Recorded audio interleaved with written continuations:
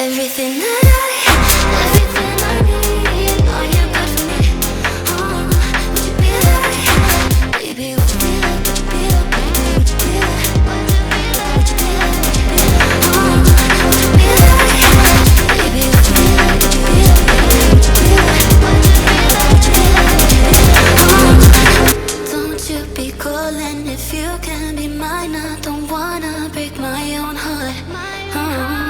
You got me falling, I can't see, I'm blind. Sure, you just go back to the start. Nothing I need, nothing I want other than you, babe. Can you be honest with me? Love me or don't, you have it your way. Nothing I need, nothing I want other than you, babe. Can you be honest with me? Love me or don't, you have it your way. Are you really mine, or is it just a dream? Are you good for me? Way too good to be. Everything everything I need. Are you good for me? Would you be like? Would you be like? Baby, would you be like? Would you be like? Baby, would you be like? Would you be like? Would you be like? Baby, would you be like? Would you be like? Would you be like? Baby, would you be like? Would you be like? Would you be like? Baby, would you be like? Was it just a dream?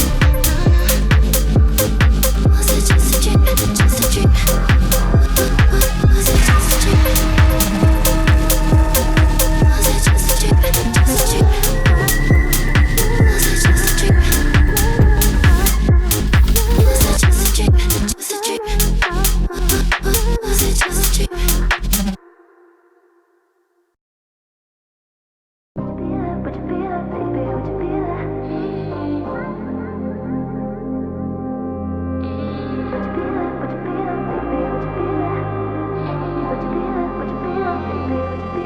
Are you really mine, or is it just a dream? Are you good for me? Way too good to be. Everything everything I need. Are you good for me? Would you be there? Would you be there? Baby, would you be there? Would you be there? Baby, would you be there?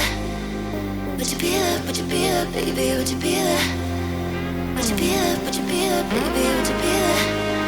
Would you be there? Would you be there? Baby, would you be there? Are you really mine, or is it just a dream? Are you good for me? Way too good to be. Everything everything I need. Are you good for me? Would you be there? Would you be there? Baby, would you be there? Would you be there? Baby, would you be there? Would you be there? Would you be there? Baby, would you be there? Would you be there? Would you be there? Baby, would you be there? Would you be there? Would you be there? Baby, would you be there? Don't you be calling if you can be mine. I don't wanna break my own heart. You got me falling, I can't see, I'm blind. Sure, you just go back to the start. Nothing I need, nothing I want other than you, babe. Can you be honest with me? Love me or don't, you have it your way. Nothing I need, nothing I want other than you, babe. Can you be honest with me? Love me or don't, you have it your way. Are you really mine, or is it just a dream? Are you good for me? Way too good to be. Everything everything I need. Are you good for me? Would you be there? Would you be there? Baby, would you be there? Would you be there? Baby, would you be there? Would you be there? Would you be there? Baby, would you be there? Would you be there? Would you be there? Baby, would you be there? Would you be there? Would you be there? Baby?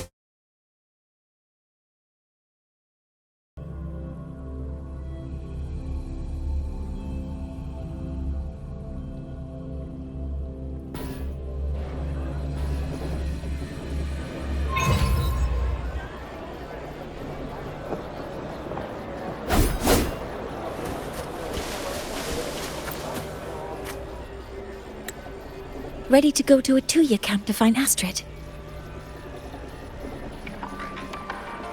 Okay, let's go together, Mentor.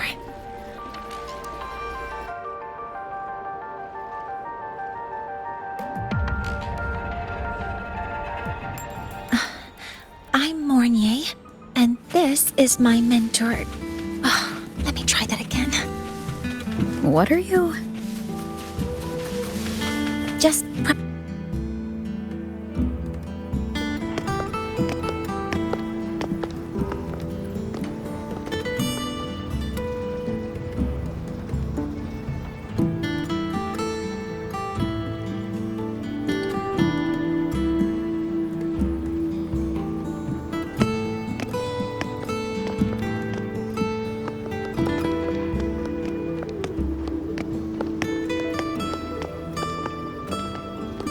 Hi, are you Astrid?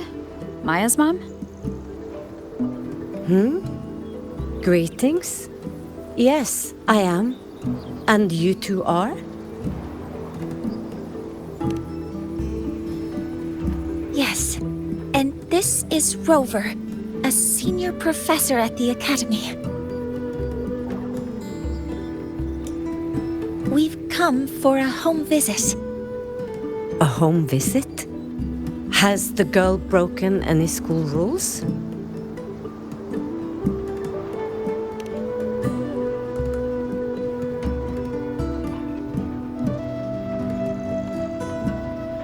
What? How could she? I am deeply sorry. I should have taught her better. Whatever she has done, I offer my apologies to the Academy on her behalf. Is the punishment severe? If compensation is needed, I will pay for it myself.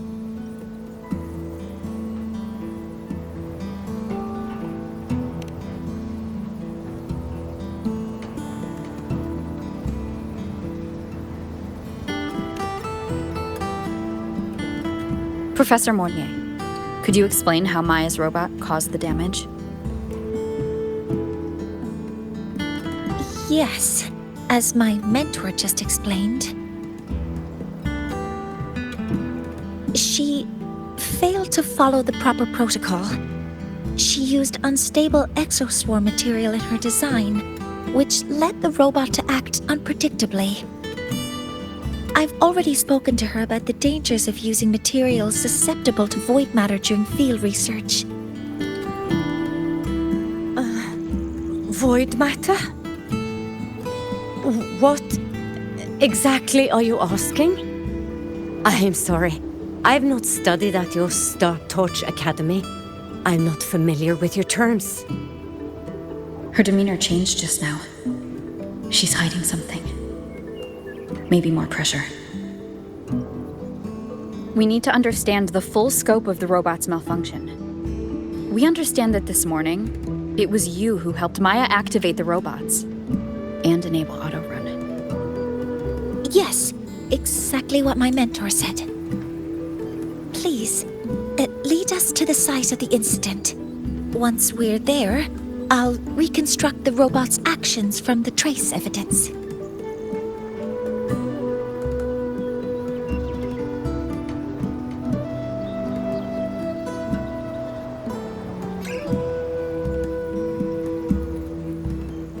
No, we can't. If the robot's path is traced, it will expose that thing. I am deeply sorry. Yes, help Maya activate the robots I did, but I can't remember the exact location. Please, you must return.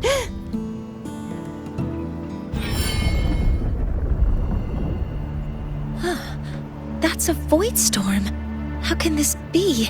The collective hasn't received any recent warnings. We need to ensure the safety of those here first. Questions can wait. Let's go.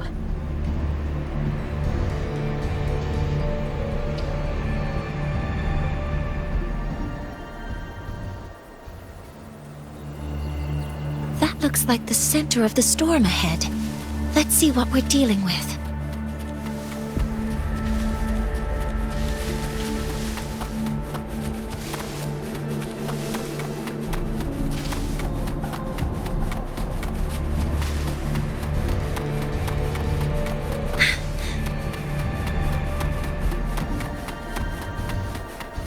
We're in the Void Storm's range now. Check that your FCR is working. Don't stray too far from me. Be careful. The exoswarm here have been contaminated.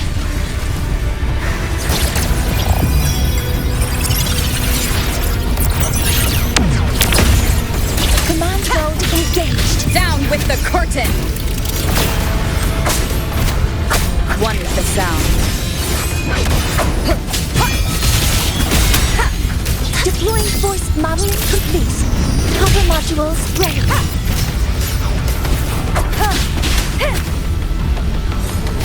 There's something over there.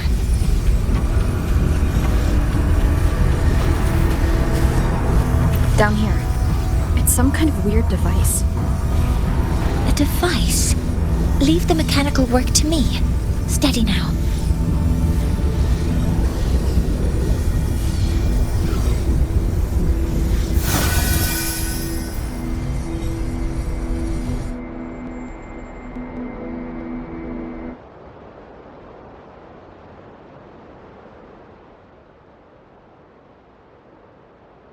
Looks like it was this.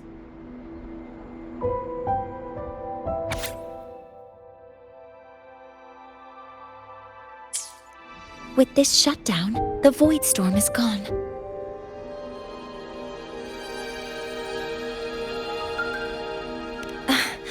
No, I've just read a lot about this. From its structure, it looks like a canister that can both store and emit energy. Ugh! This is so stinky! Ugh. It smells just like that giant worm you fought. Didn't we deal with it already? Giant worm? You mean the void worm? Huh, I see. It's capturing frequencies with high precision, storing energy data. It's based on ecological models, tracking activity in natural environments, and reconstructing that data mathematically. A field modulator. Parametric projection. Oh, sorry. Right. Simply put, this device extracted the void worm's frequency and used itself as the epicenter to spread void matter. That storm just now was artificially created. Maya's probe got contaminated because they likely made contact with it by accident.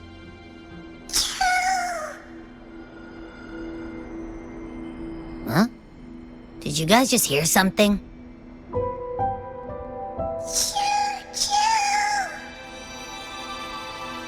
It's coming from under that heap of exoswarm material. Let's go take a look.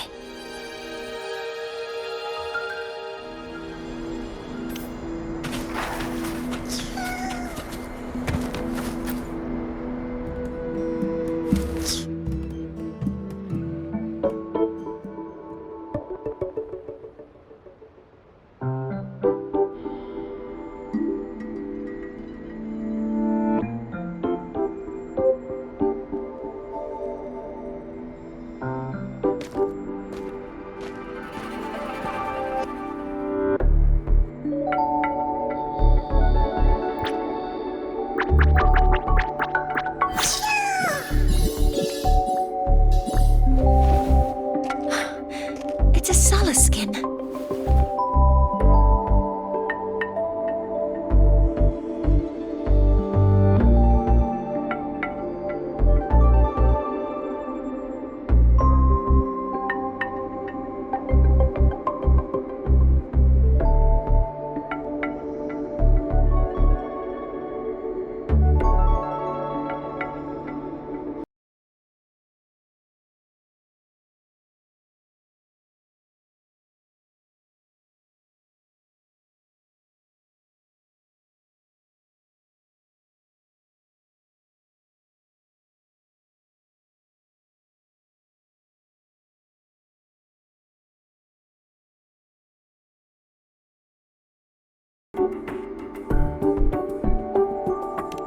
Yes, these special creatures typically linger around the Roya tribe.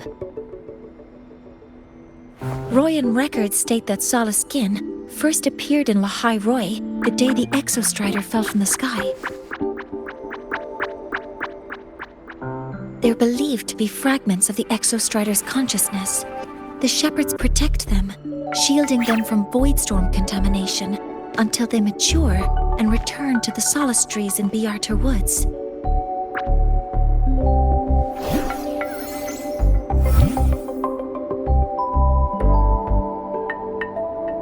This one must have hidden under the exoswarm wreckage when the void storm broke out.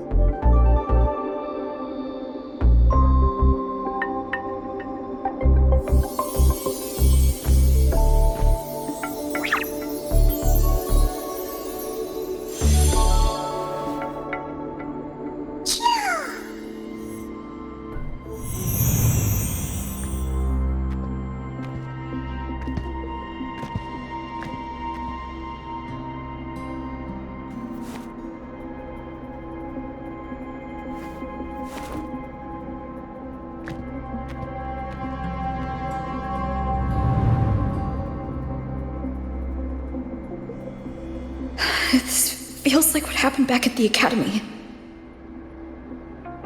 I just saw the Soliskin's memories.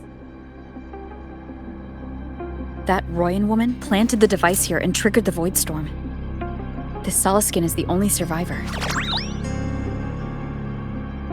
So our suspicions about Astrid are confirmed. Should we go back to the camp and talk to her? No need. I heard everything. I did place this device here.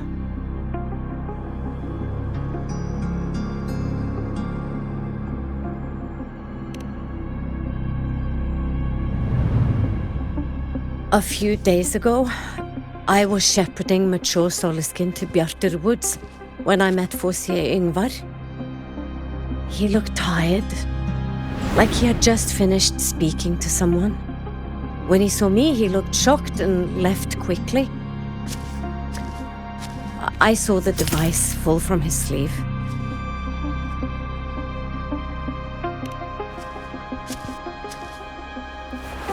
I did not think much of it. I plan to return it to him the next time we meet.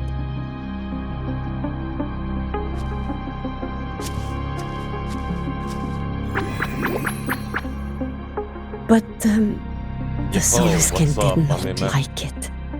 It had an unnatural energy. Chilling here right now. I did not want to keep it at the camp, but I also did not want Yngvar to know I had taken it. So I buried it here. The rest, you already know.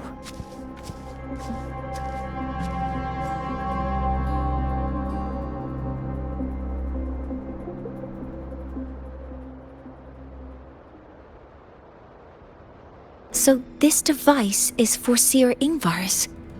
Mentor, what do you make of this?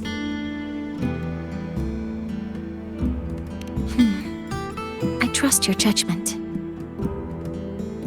This Forseer Yngvar is the one Maya mentioned before. The unappointed member of the Heliotic Six. Could it be an attempt to tighten his grip on power? Microphone is working. No, that is impossible. Each of these successors is chosen when their resonance ability first awakens. Even if someone decides the position, it is impossible to change the appointment. Meaning no one can threaten Yngvar's position. But he could harbor animosity toward the current Heliotic Six. Yngvar is still our lead to find them. Things are getting more complicated. A direct approach with Yngvar might not be a good idea. The Solis Islands people usually abide in the village bordering Bjartur Woods, called Haldarheim. It is the time of the right of return. The Soliskin will return to the Solis trees and to the Exostrider. As is tradition, Forseer Yngvar will attend the rite. But you are not Roya. You may not be allowed to witness the rite.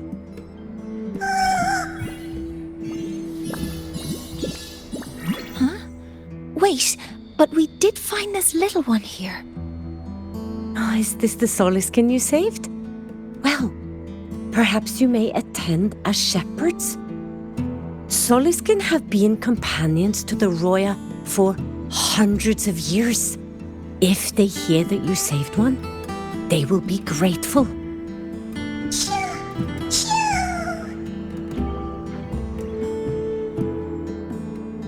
I've never been this close to a Soliskin before. Please let me know if I'm doing something wrong.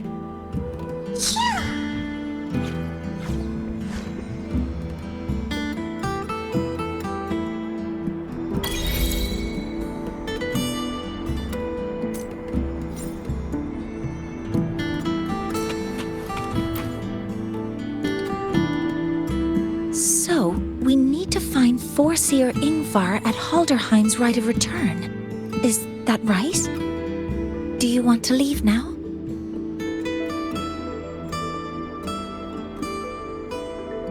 Okay, let's be on our way then.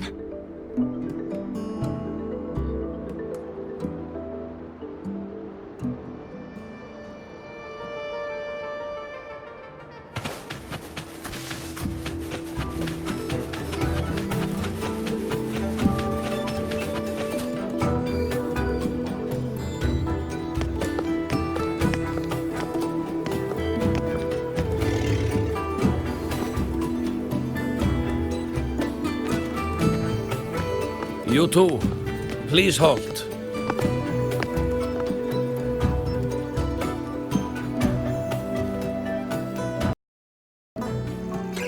From your clothing, I see of my people you are not. What brings you to Haldarheim?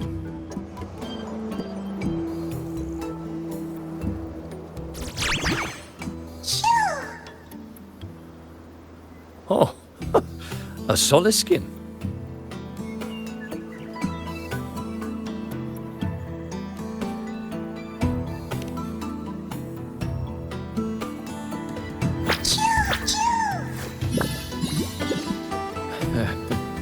How interesting. Soliskin trust only those they feel safe with. It's trust you have earned. My thanks for guiding it back.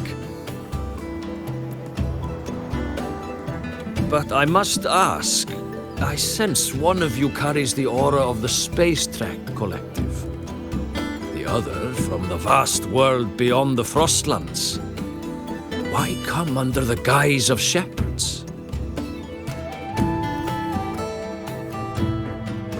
Not sure who here knows what Ingvar did. Best not to mention his name. Don't want to stir things up.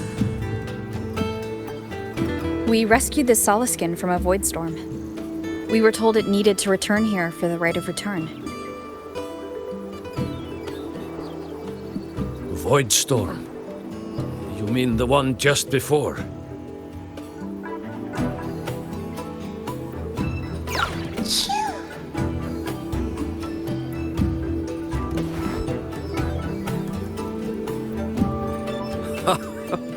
Then grateful I must be to you both.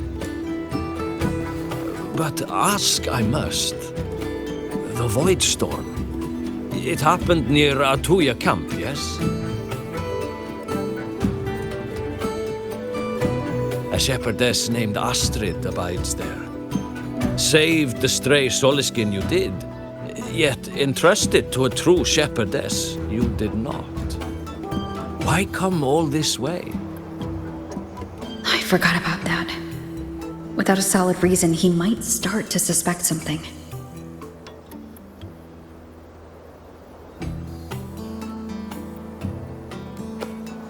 Because Astrid has been hiding something from you. Your meaning?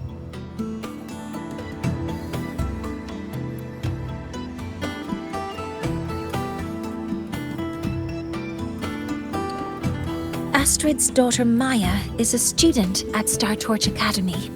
She conducted experiments that broke protocol and caused damage to school property. Maya is now facing harsh punishment. Astrid is busy handling the consequences and cannot fulfill her duties as a shepherdess. According to the Star Torch Academy faculty code, as Maya's teachers, it is our duty to address the repercussions of a student's actions. Since Astrid can't shepherd the Soliskin, we must step in to do so ourselves.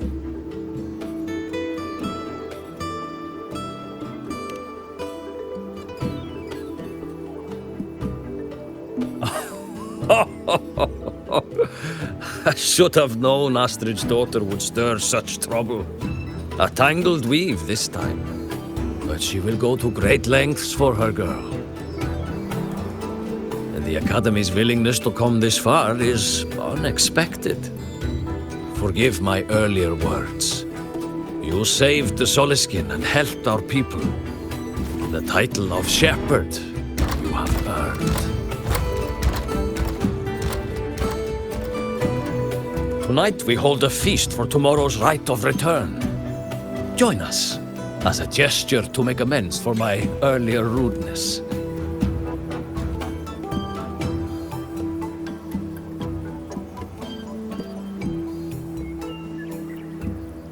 Come, from this day forth, the Roya call you friends.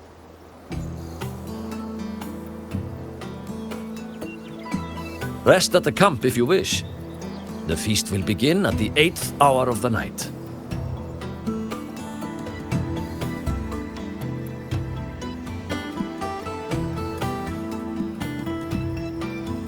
There's still some time before the feast begins. Maybe someone here knows something about Foreseer Ingvar.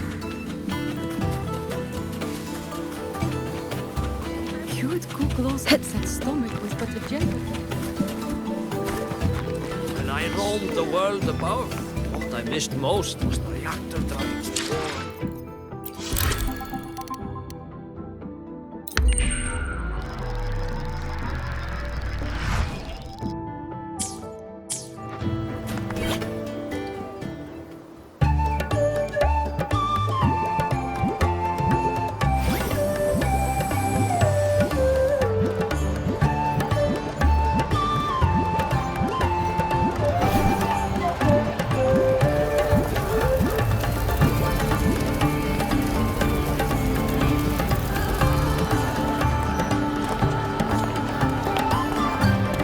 Friends, it is time we feast. Tomorrow marks the rite of return, where we send our beloved Soliskin back to the great body of the Exostrider. Into radiant light, they will transform to join its sacred flow.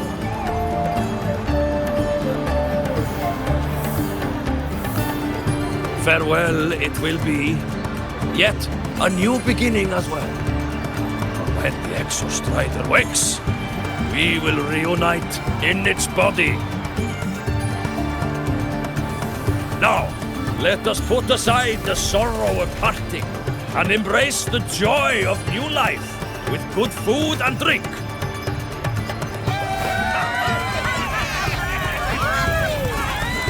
But heed this, my friends.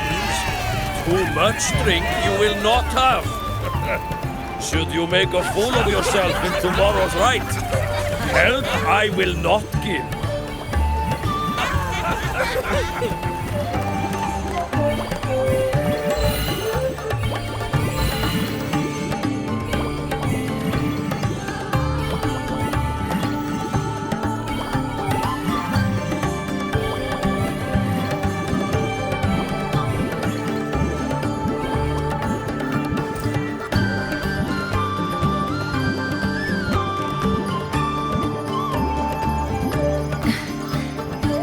Face Foreseer Ingvar tomorrow.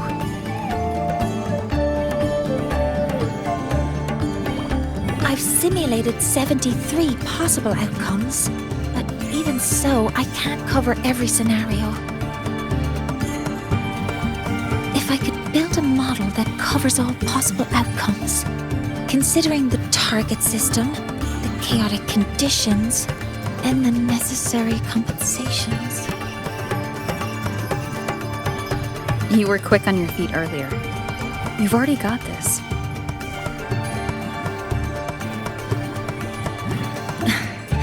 That's because I believed your approach was effective. I tried to follow along. Did I really do well?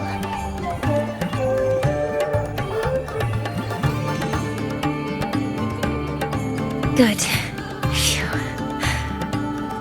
With that in mind, you can relax a bit now, right?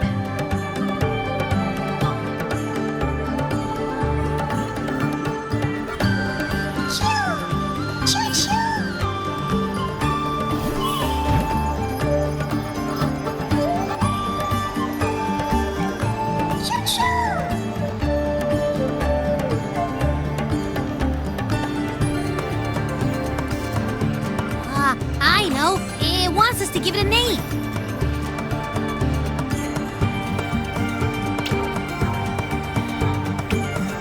Well, since it's really trying to buddy up to us, how about we call it Buddy?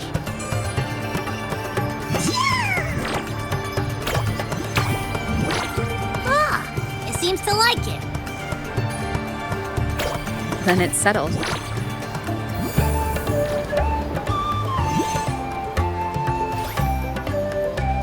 Well, that's a relief.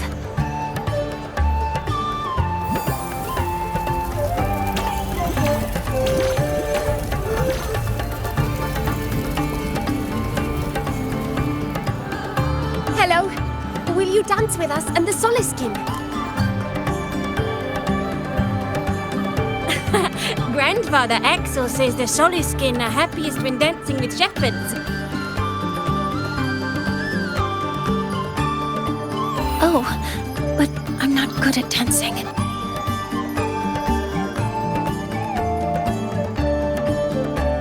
I'll join you. Let's dance with Buddy. What do you say? Hooray! Our real battle starts tomorrow. Tonight, let's relax a little, Mornier.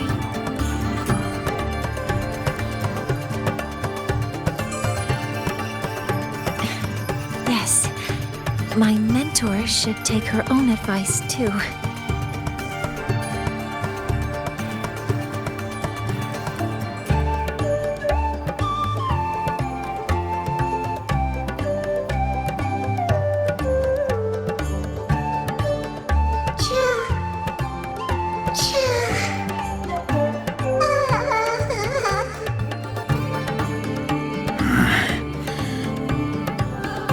Some uninvited guests have arrived.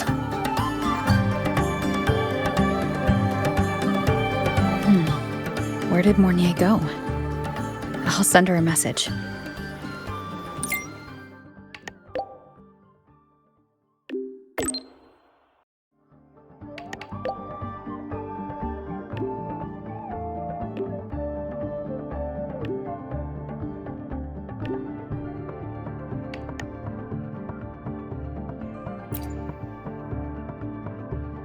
That is something she would say. Not that I know where the 13th planet of Norma is, but at least I can figure out where she is from the picture.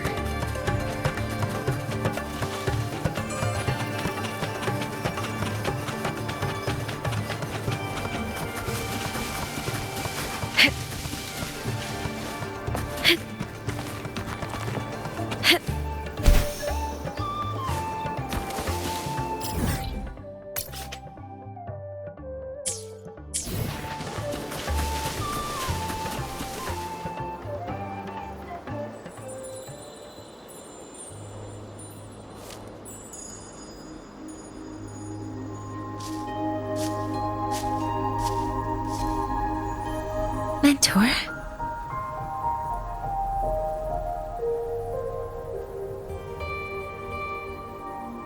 We can drop the act now, right? Or do you think we should continue? Someone might be listening. We should keep it up to prevent us from being exposed.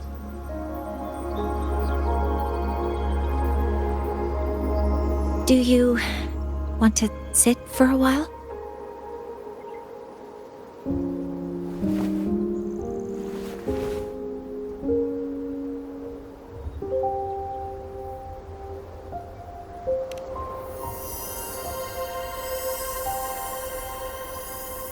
Oh, you noticed. They've been running all day, so their power is low. I plan to wait until they finish charging before coming back. While they charge, I can't move. I feel a bit, embarrassed having you see me like this.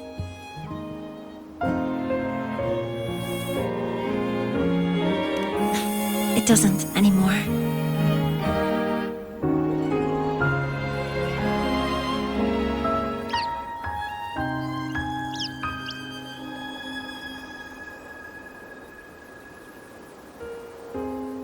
Before I had prosthetic legs, I had a condition that kept me in a wheelchair. Now, at least, I don't have to worry about being immobile anymore. I can finally chase after what I really want.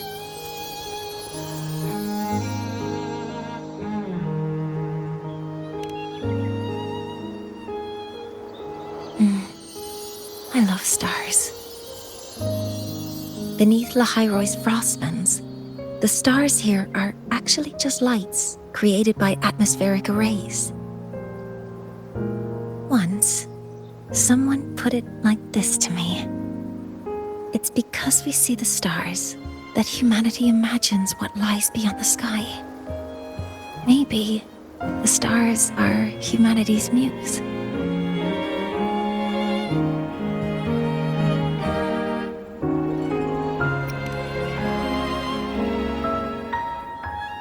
I think so too.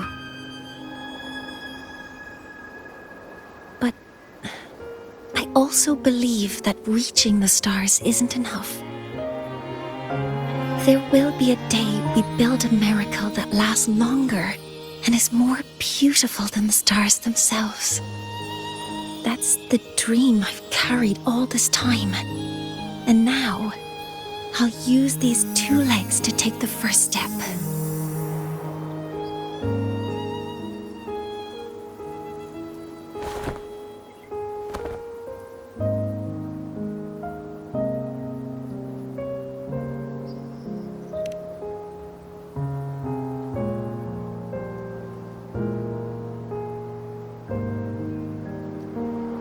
Exactly.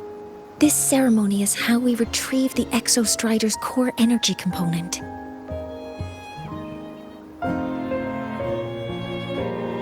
Then we'll use the multiphasic energy conversion model through the superconducting network to inject rebel energy into the neural interface.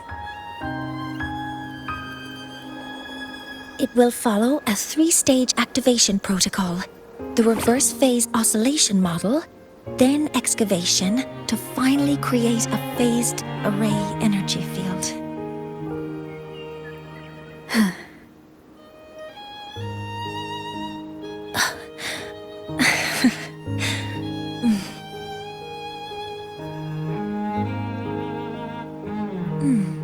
There's still some time left before my legs finish charging.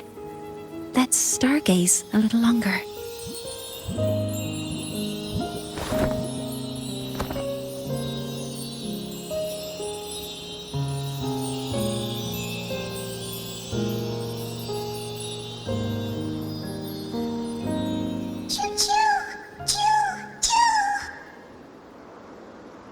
Okay, little buddy. I'll wake her up now.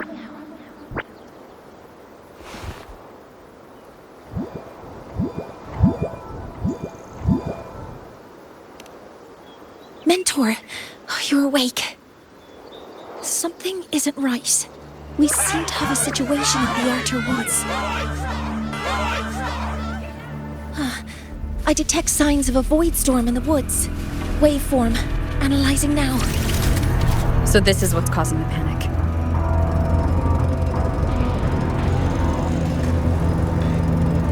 The Solis children!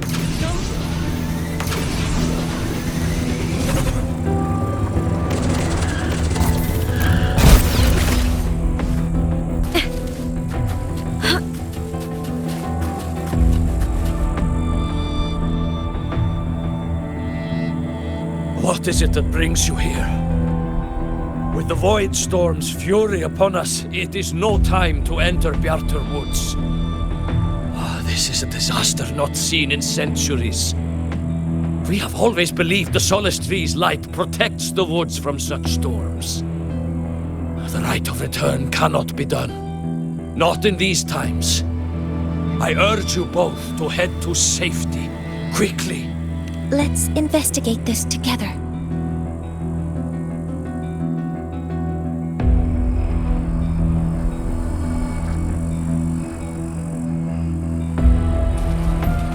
Safety measures. Check.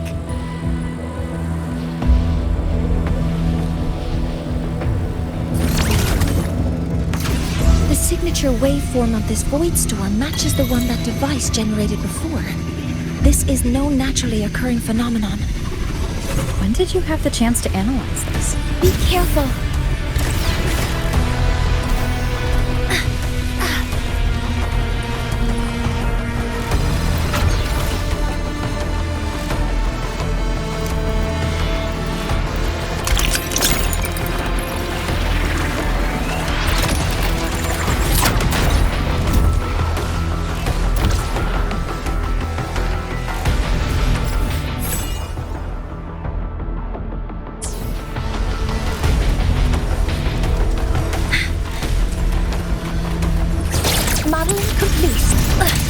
Initiating criticality protocol.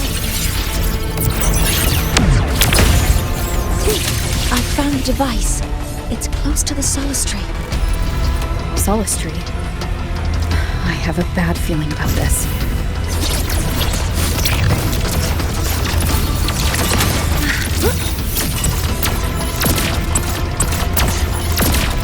Modeling complete. Command mode engaged. There are so many contaminated exoswarm here. The void matter concentration is also very high. Maybe the device Astrid had is incomplete. This could be the real deal. One with the sound. All targets in sight.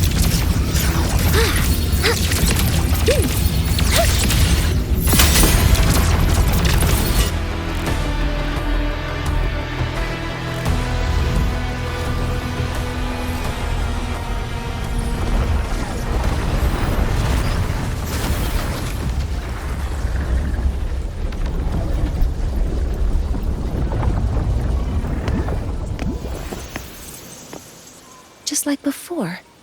When it's disabled, the void storm stops. However,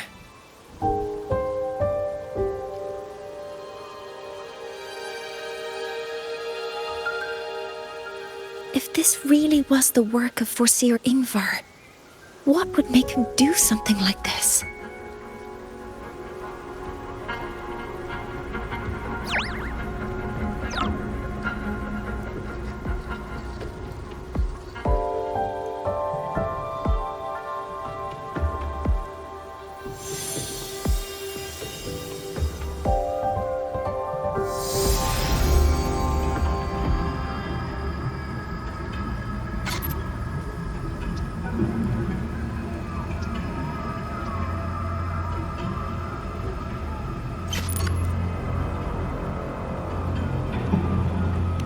Do not worry.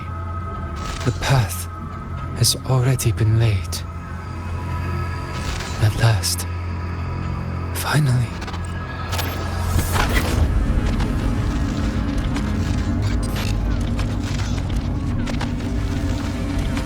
Mentor? Mentor! Are you alright? Did you see something again? It seemed worse than last time.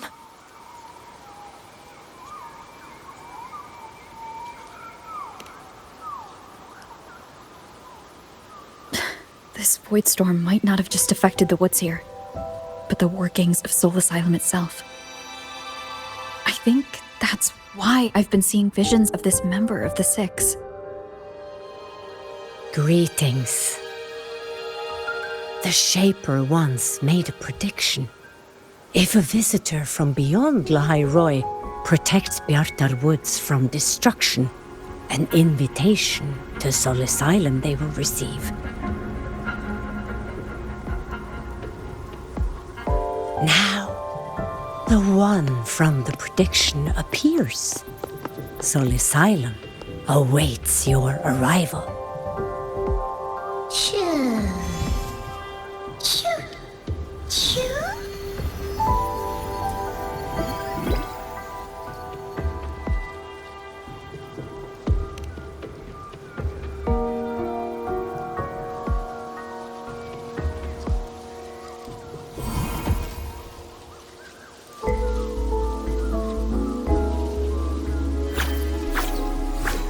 They have their own missions to complete. The road to Soul Asylum is here. Please, follow this path.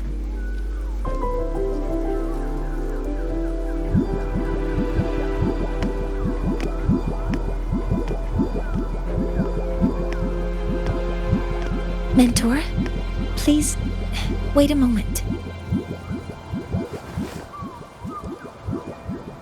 There's something I want to say to you.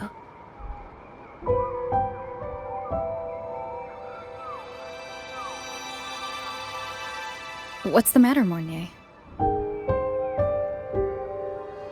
I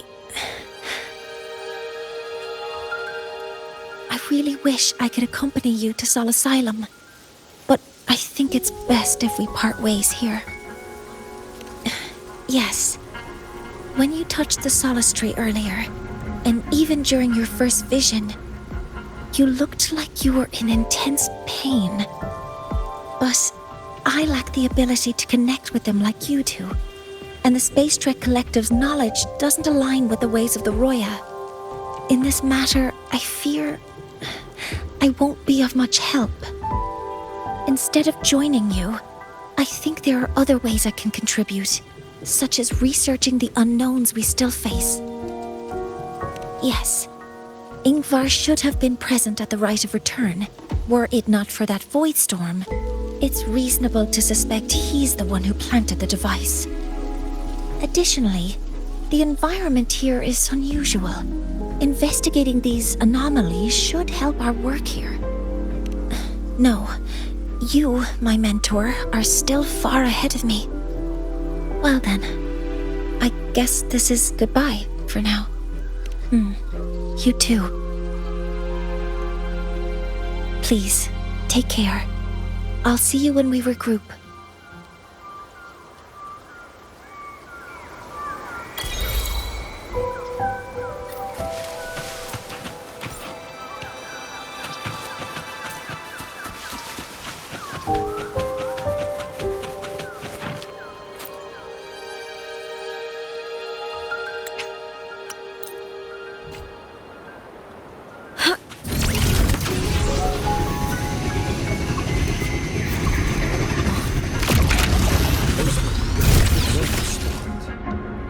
That must be the hero who stopped the destruction. Hello, predicted one.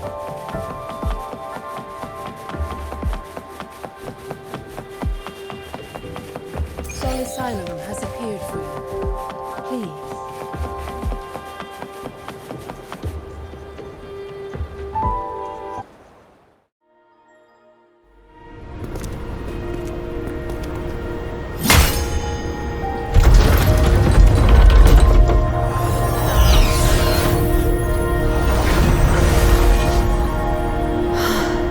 You may approach. The Heliotic Six are expecting you, as was predicted.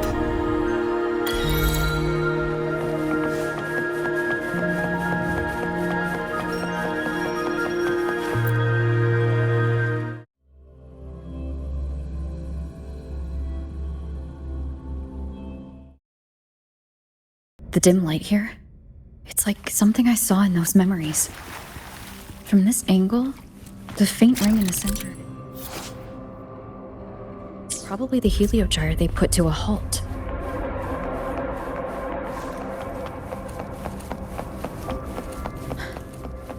My tacit mark.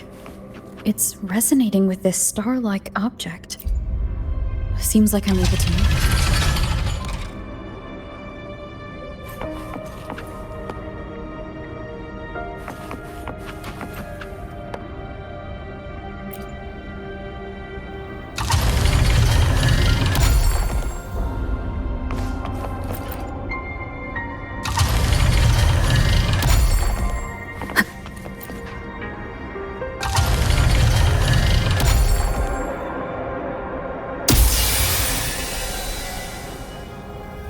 Aligning the pattern on the star with the heliogyre makes it glow. It's feeding power into it. If I channel light from all directions, I should be able to restart the heliogyre.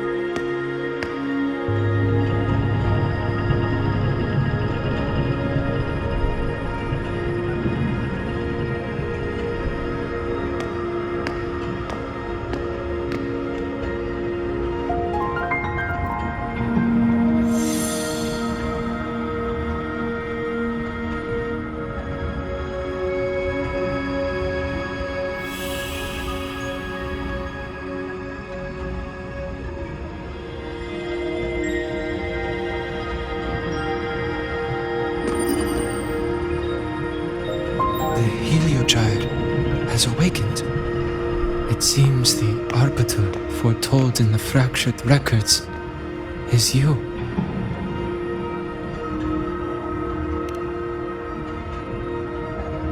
Yes, with great reverence is your presence here met.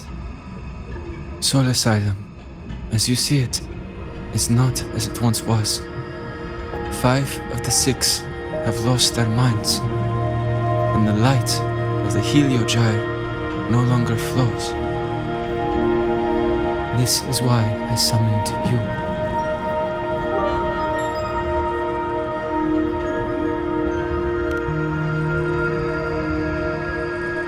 You witnessed the void storm in Bjartar Woods, yes?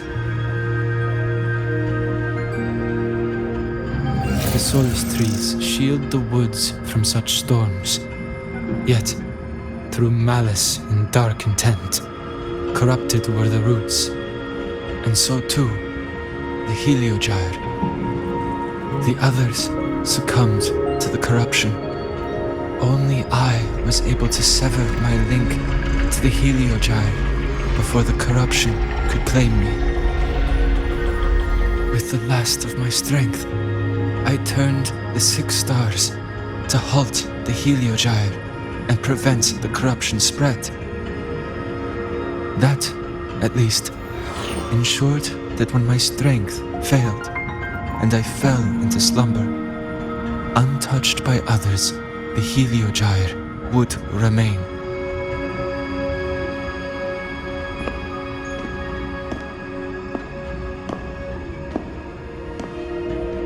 No one, save for one.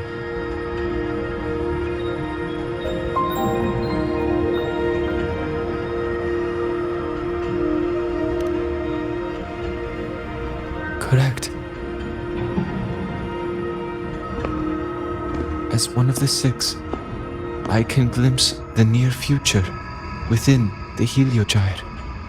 But I am bound here, unable to act.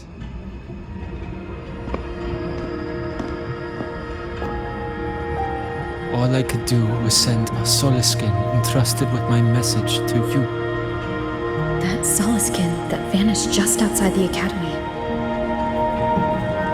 Because of your actions, the source of the corruption has stopped. The stars are now aligned, and the Heliogyre turns once again. But the other 5 are no more. They can no longer fulfill their roles within the Heliotic 6. I have one final request. But before that, allow me to tell you what the Heliotic 6 truly are.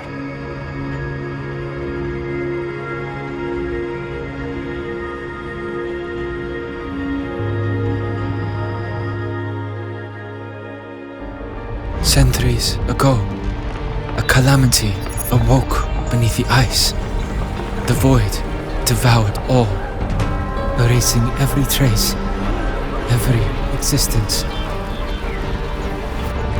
In darkness, the Exostrider's blade sealed the threat deep below.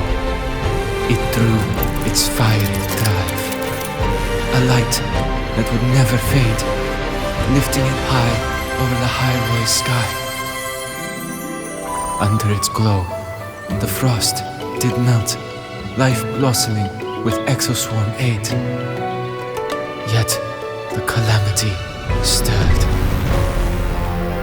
its remnants ravaging the living. Thus, the 6 wisest among us became the Heliotic 6. The Exostrider's lens became our Heliogyre. From the drive's turn, the season's laws we discerned. We shed all idle thought to link our minds to the Heliogyre. Our shared cognition converged for mortals to touch the edge of the divine. Since then, the Royal have walked the high road, for centuries.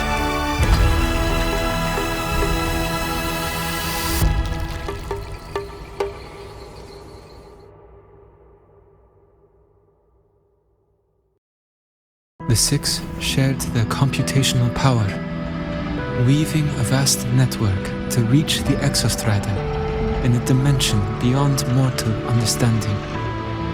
The data we provided to the Space Trek Collective was interpreted through this network. But now, the only one who can continue the calculations is me.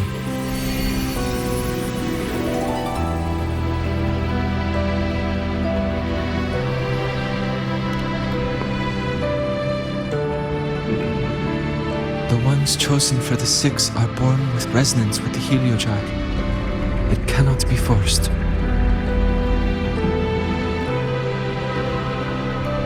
Now the remaining five cannot calculate, and there are not enough worthy successors.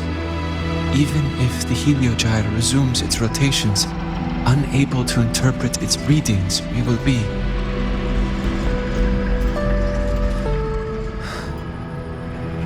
For this reason, the aid I seek is this. With your authority, allow me to bear the calculations of the six alone, and act in their stead. The heliogyre was meant to be interpreted by six. If you bear all the calculations alone, what will become of you? I cannot say. All I know is this. If no one remains to interpret the heliogyre, the void storm's occurrences will be unknown. Life will once more fall into peril. The Space Trek Collective's decades of effort in preparing for the new solar ceremony will come to nothing.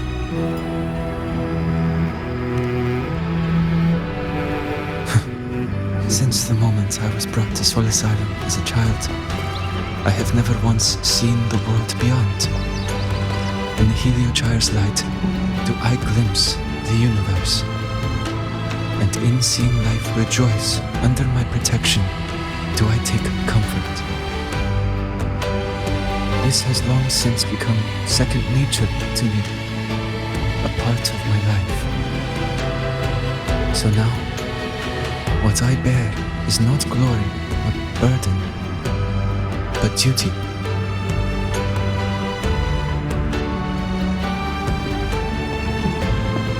Arbiter, please, grant me this authority.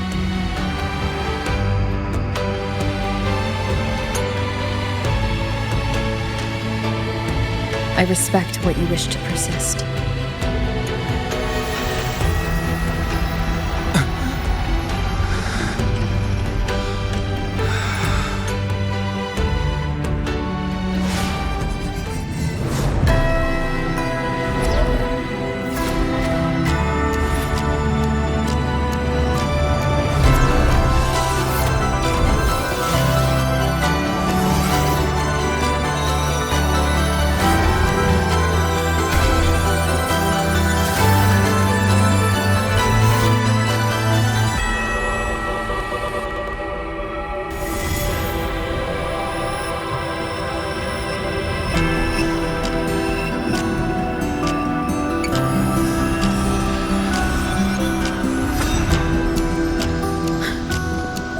This is... Soon, a great calamity will fall upon the High Roy.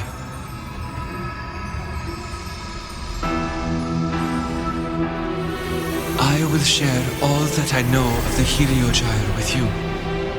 When you call, answer, I will.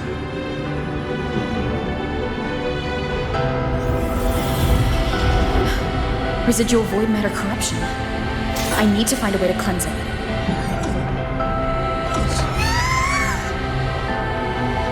That sound. Is it Buddy? Save your strength for the calamity ahead, Arbiter. The children will help.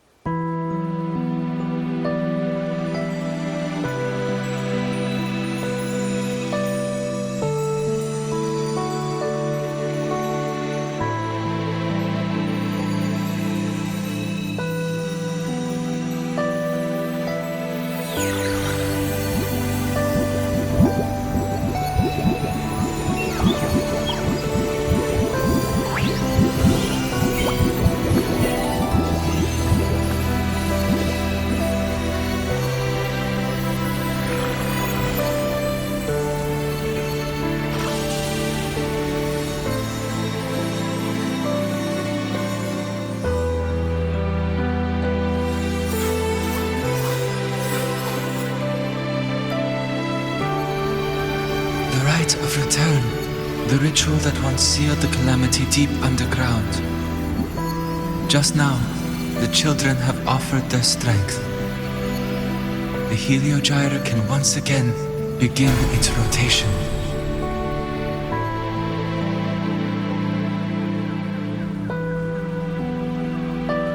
Useless fool! I told you to destroy the heliogyre completely. I'm sorry, but there's a reason for this. Some uninvited guests threw off the whole operation. Save it. I don't want to hear your excuses. At this point, our entire plan has fallen apart because you screwed up. And to think, I went out of my way to get a pass for you to the new Federation. No, I'm begging you, don't leave me here. I'll do anything, just tell me what you need. Ugh. You're lucky the one at the top gave someone as pathetic as you one last chance. There's the other visitor in Bjarta Woods now, correct? Some crippled scientist. Find her. Make sure she doesn't make it back to the collective.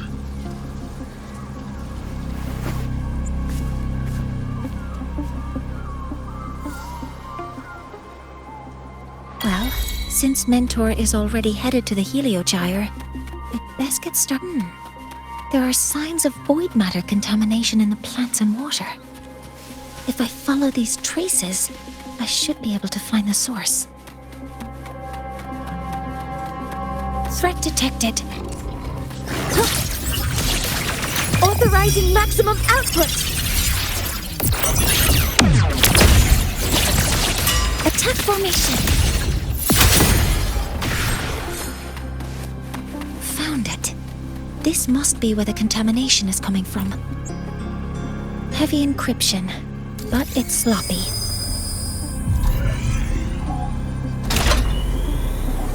There we go.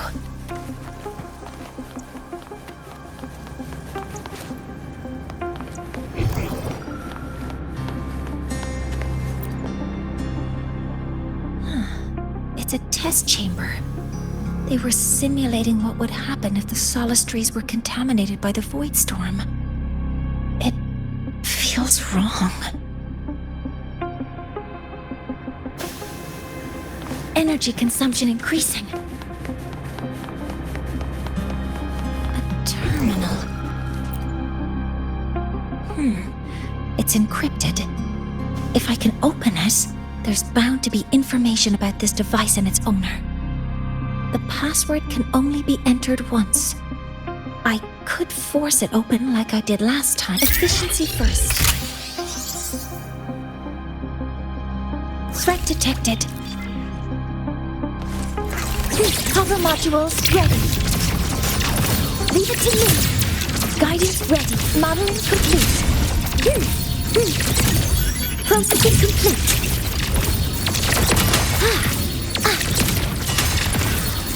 Locked in. Attack confirmed. Safety measures. Check.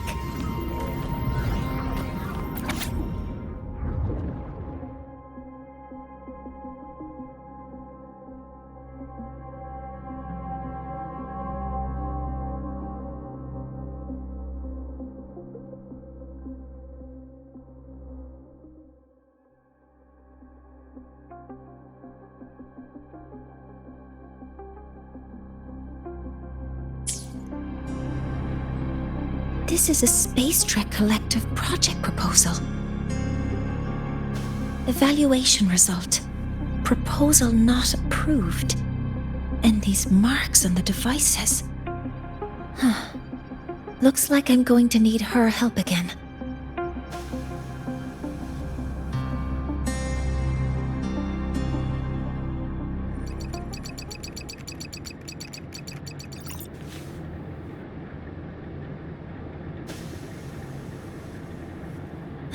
Thank you.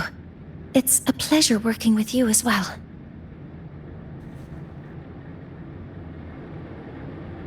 So their plan wasn't just to disrupt the Heliogyre by unleashing the Voidstorm in the Archer Woods. They also planned to...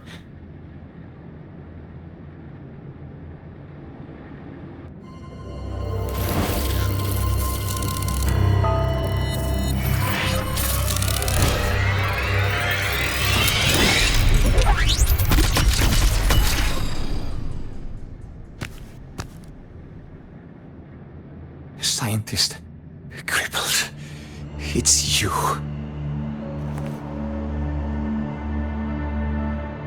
All I have to do is get rid of you!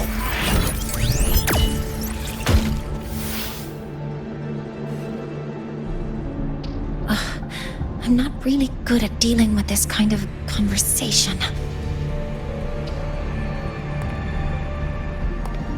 Access to this lab? Wearing Royan attire? You must be Ingvar, one of the successors to the Heliotic Six. Heliotic Six. The Six. Just because of my resonance ability, would I be forced to spend my entire life trapped in that Heliogyre? They call it Aroya's highest honor. But did they ask if we wanted that fate?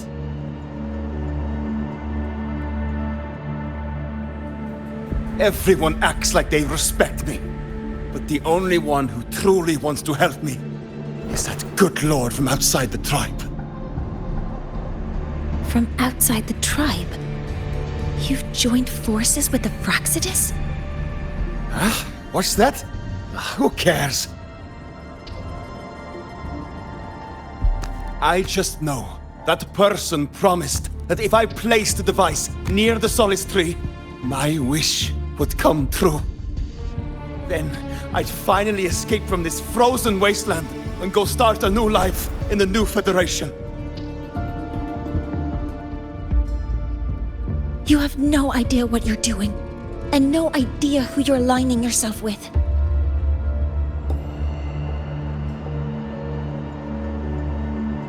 This project proposal comes from the Space Trek Collective, dated 10 years ago.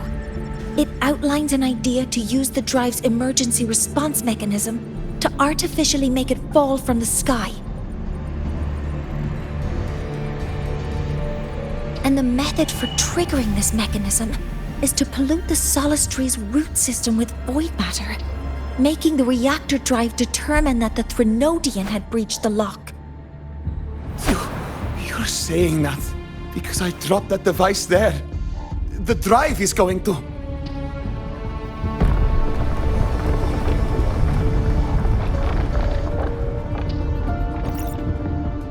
Mornier, the Heliogyre is operational again.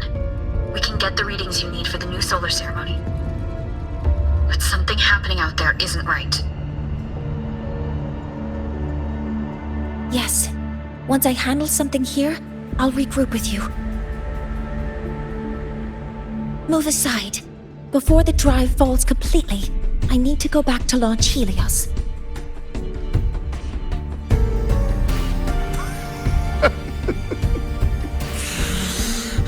No. His orders were clear. You don't go anywhere. After that, no matter what happens to Lahai Roy, I'm going to the new Federation to start my new life. You're just a cripple. I won't let you stop me now. It's been a while since I've heard someone talk like that. Since I had these legs, anyway.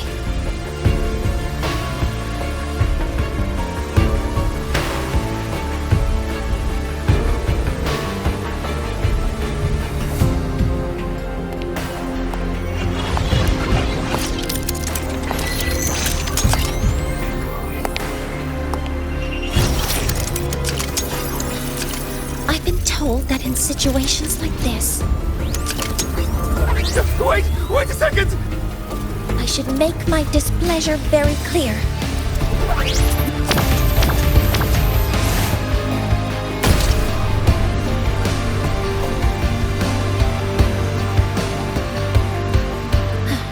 All right. Now it's about time I catch up with my mentor.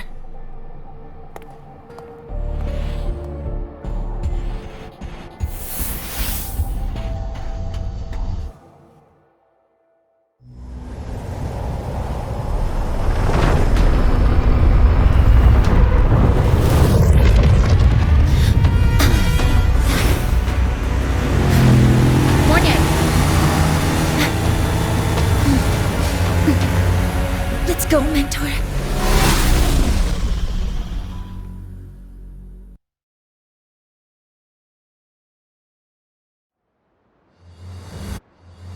We need to get to Space Trek Collective quickly.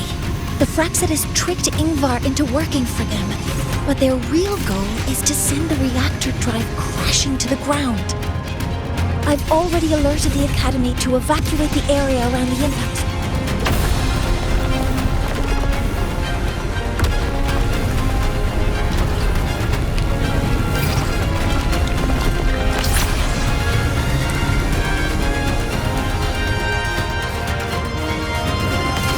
How are things on your end? Any danger? All good. The heliogyre is back online.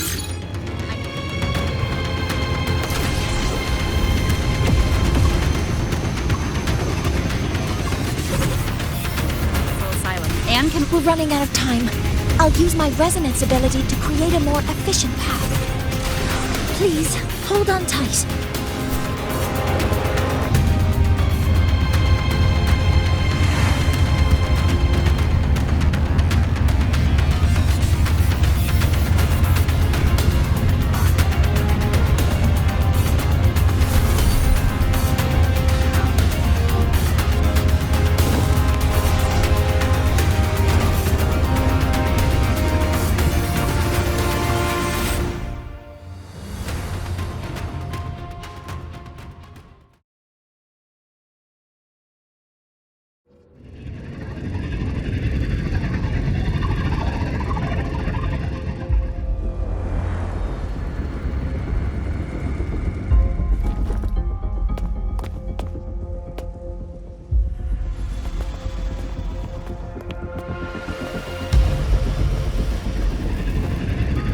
The moment we launch Helios, we'll need the raw observational data from Sol Asylum.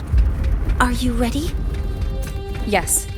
The Shaper has already shared all the heliogyre's data with me. I can access it anytime. Everything's set. Let's complete our mission.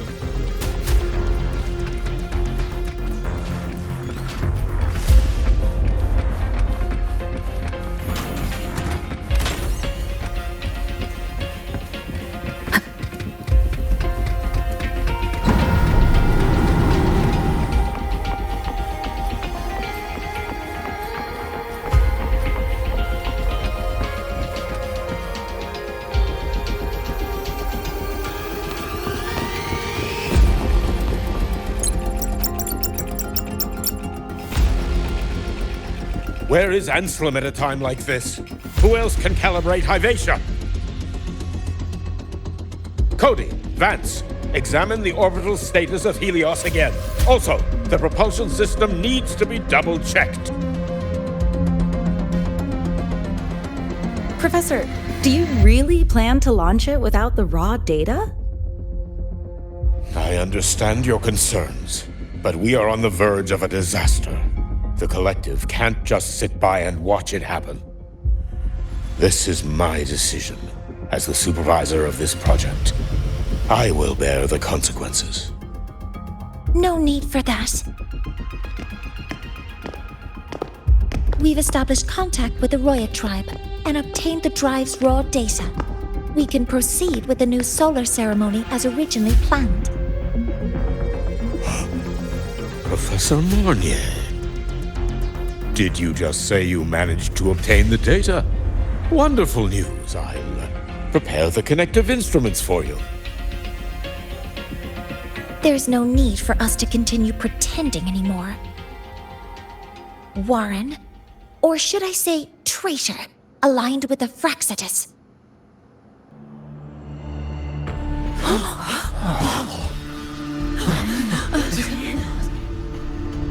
That is a serious accusation, Professor Mornier. I know. I meant it to be. You must be very familiar with this device, Warren.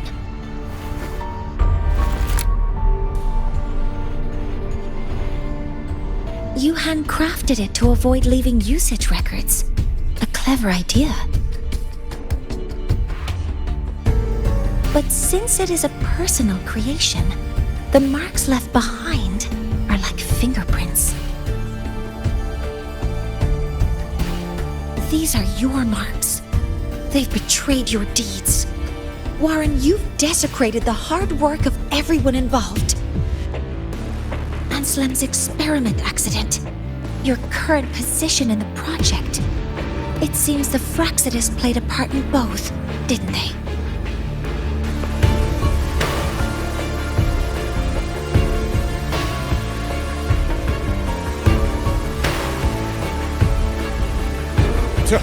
That is a lot of assumptions and conjectures, with no evidence. I could easily sue you for slander.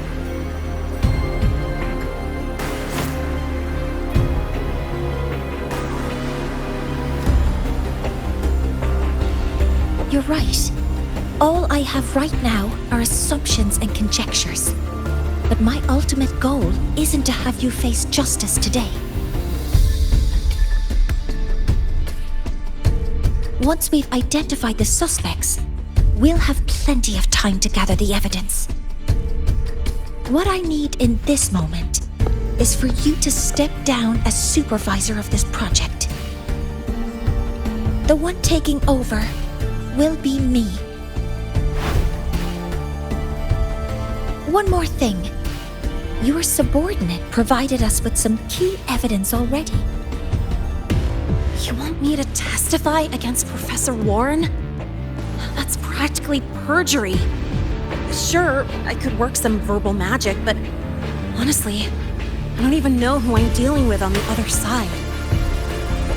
It is a dirty tactic, but it's effective. I'm confident in my analysis of those devices, but we'll need the university's verification to use them as evidence. In the limited time we have, the quickest way to detain Warren is your testimony.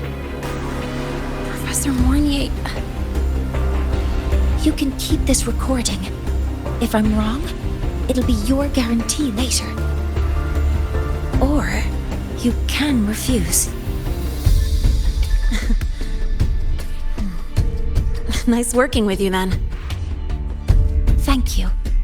It's a pleasure working with you as well. How did that traitor manage to...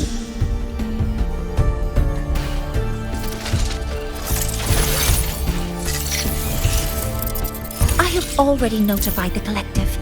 The investigation will start soon.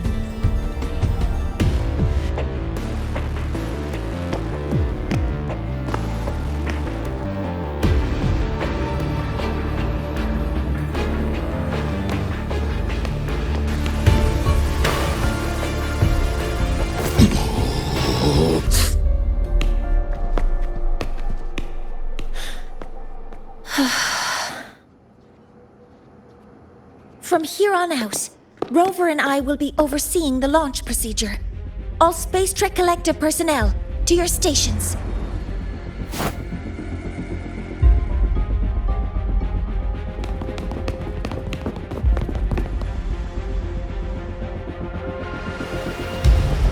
Rover, please input the drive's raw observational data into Helios.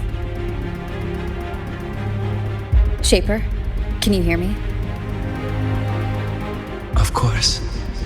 To you, have all the heliogyre's readings been transmitted?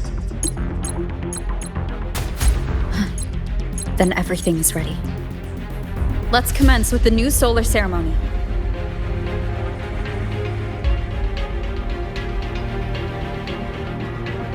Pressure in the reaction chamber is stable. Preparing to open.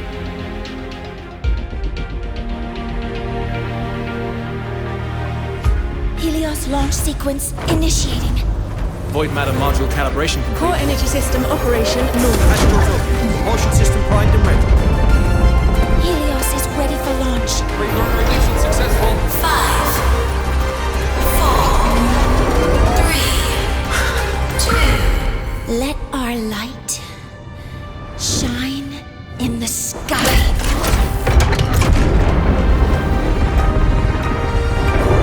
Helios approaching target altitude. Progress 16%. 47%. 92%. Warning, light alpha decay exceeds expected rates. Sensor failure detected. Data reading compromised. Responsive. Control program failure.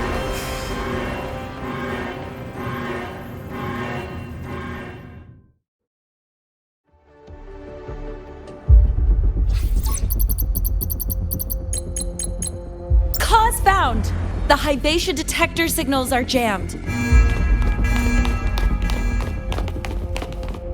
Large-scale, highly concentrated void matter detected on the surface. It's surpassing the measurement threshold. Calibration can't continue. At a time like this, adjust the measurement location. No, if the impact is this widespread, any adjustment would be pointless.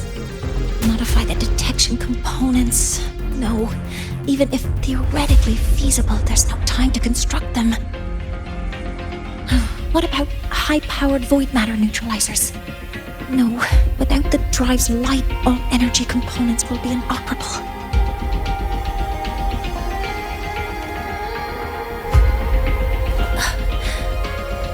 Oh, sorry, I'm just...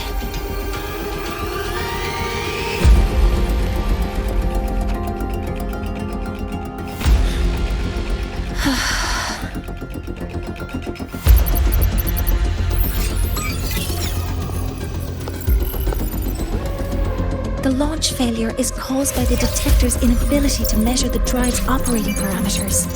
That's due to the high concentration of void matter interfering with the readings. There are two potential solutions. We could increase the detector's tolerance to void matter, or we could eliminate the surrounding void matter. But neither of those options are feasible in the time we have.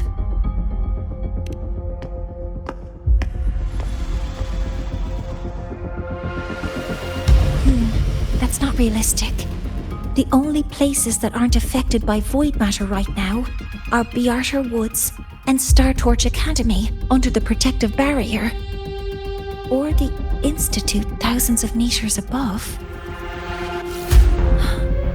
High altitude.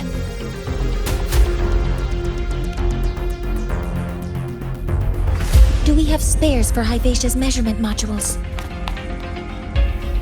Yes. Researcher Ansem left behind several prototypes. I'll go fetch one from the warehouse. But what do you intend to do with them?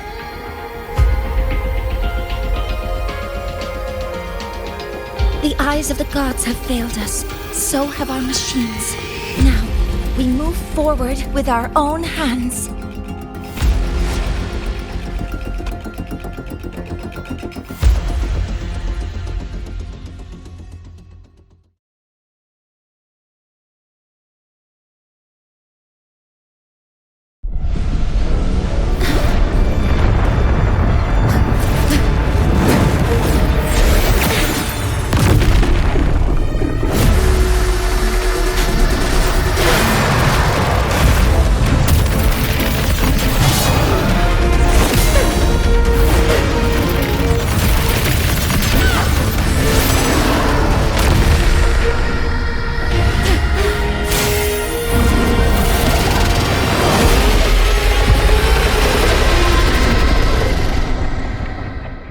As expected.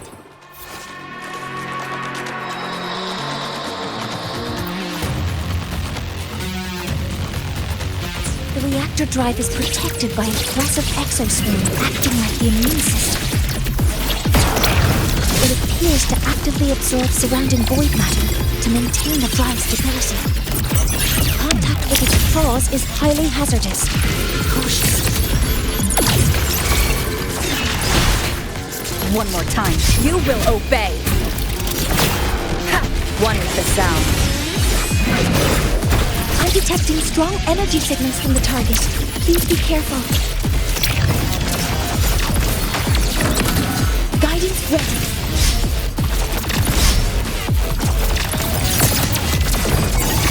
Process initiating criticality protocol.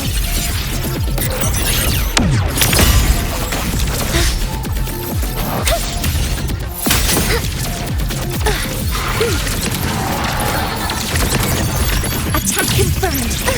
Swift and resolute. One is the sound.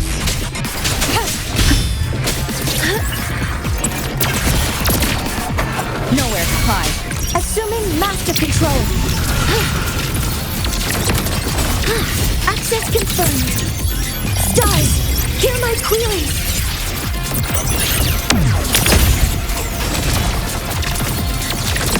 Locked in. Order executed. Swift and resolute. Down with the curtain!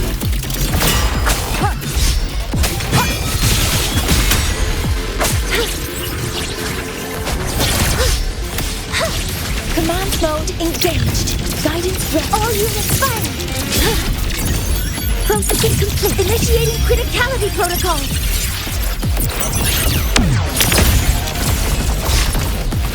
Swift and resolute. The show begins. One is the sound. Assuming master control. Locked in. Guidance ready. Attack confirmed. Correcting posture. Watch its position, Mentor.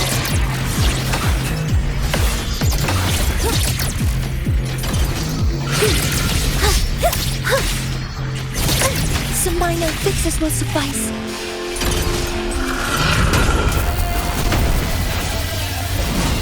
Still stand. Assuming master control. Initiating max power output. Suppressing target. Suppression complete. Now's your chance.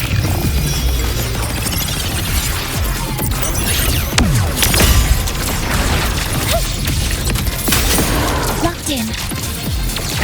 Model complete. Order executed. You will obey.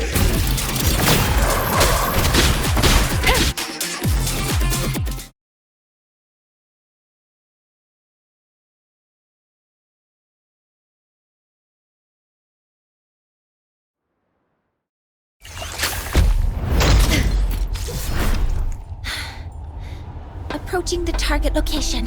Preparing to receive data.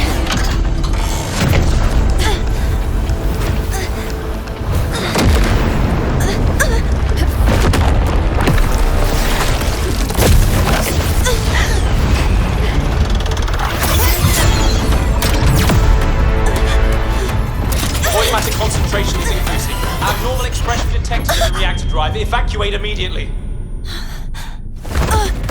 Repeat, evacuate immediately!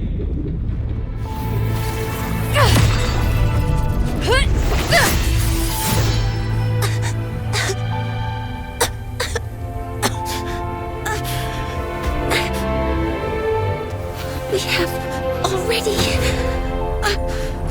come this far.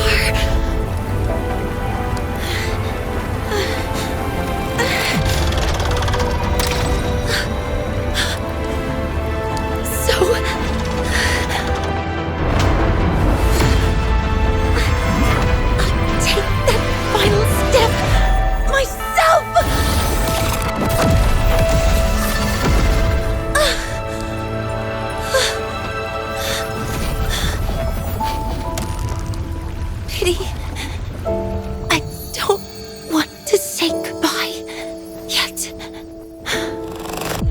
Data received. Analyzing. Professor Monnier, are you there? If you hear this, please respond.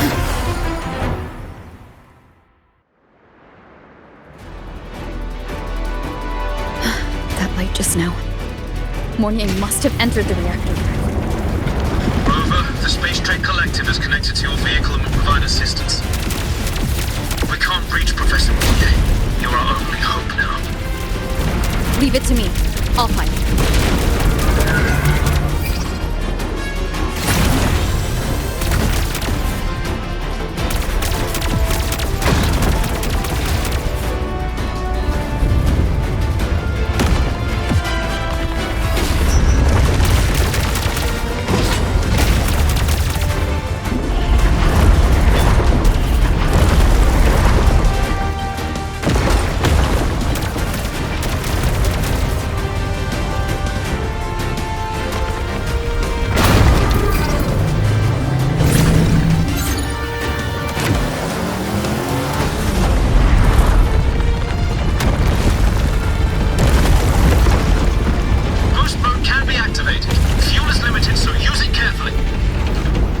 should be enough for what I need.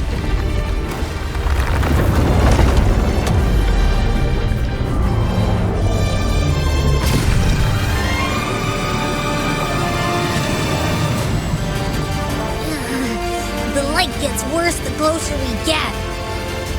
Rover, the disturbances within the drive are growing unstable. Professor Mornier is being consumed by it. Faster! I need to move faster!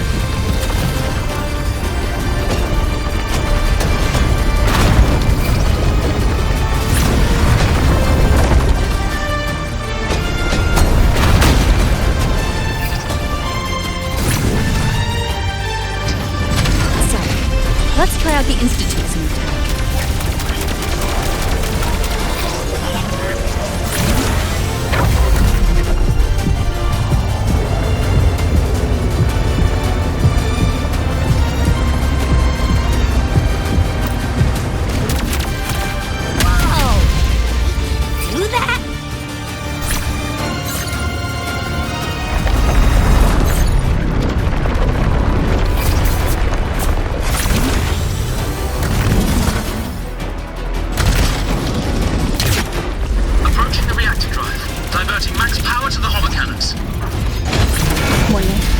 You've already done so much.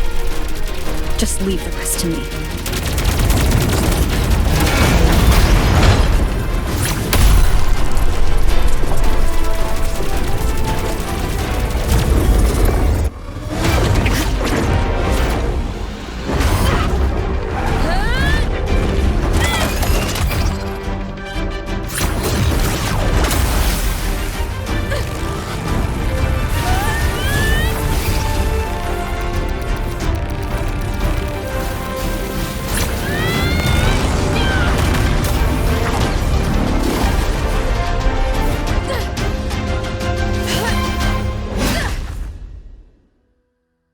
Are you leaving Lahairoi?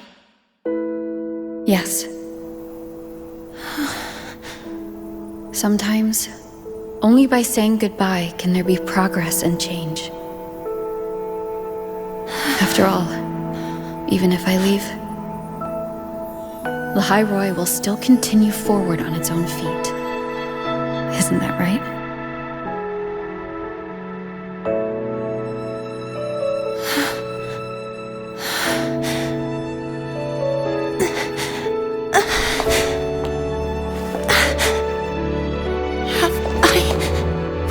You this time, Mentor.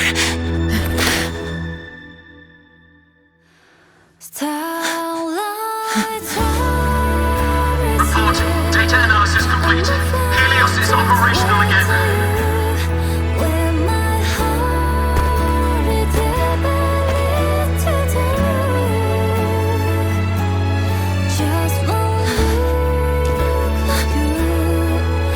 How wonderful. Sun. So beautiful.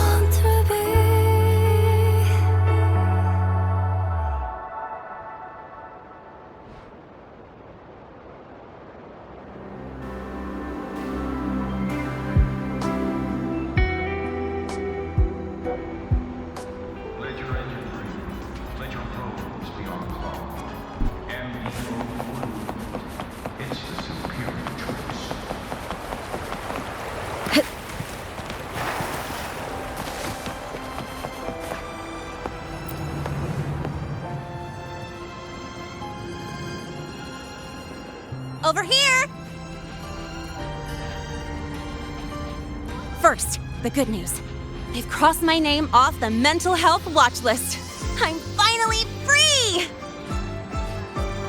And the bad news. Since I kinda did some falsifying during the investigation, they said I breached the rules. But since I did it to make sure the bad guy didn't get away with anything, and I actually helped out, the final verdict is I'll still have to stay on the mental health watch list for a while. Well, once you have your suspect, the rest is easy.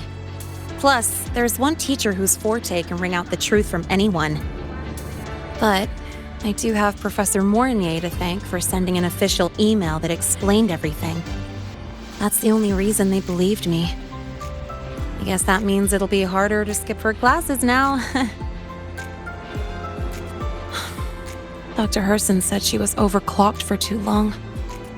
I'm worried. Yeah, you're right. Let's go check on her. I bet knowing we're thinking about her will help her bounce back faster. Hello. May I ask if you are Rover? I'm here to inform you that Professor Mornier has just woken up.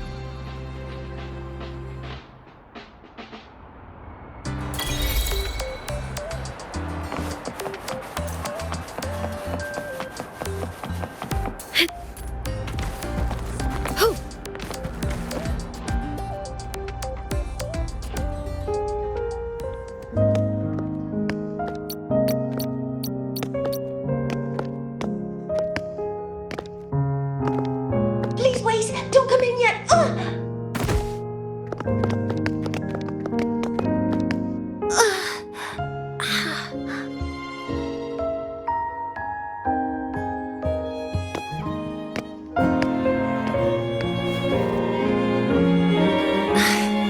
Sorry, my body. I still can't move like I normally do. I've gone through rehab before, and it's been a while since this happened. Don't worry, I can handle this much on my own.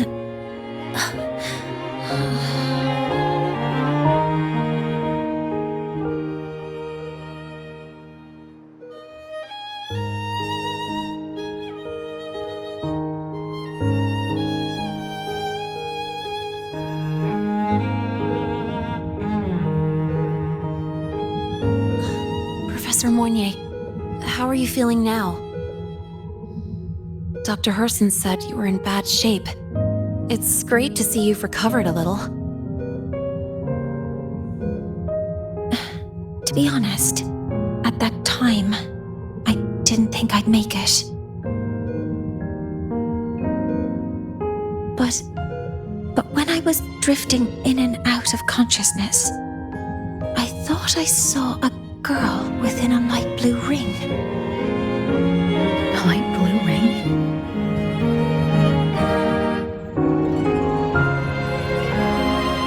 Can you describe what you saw in more detail?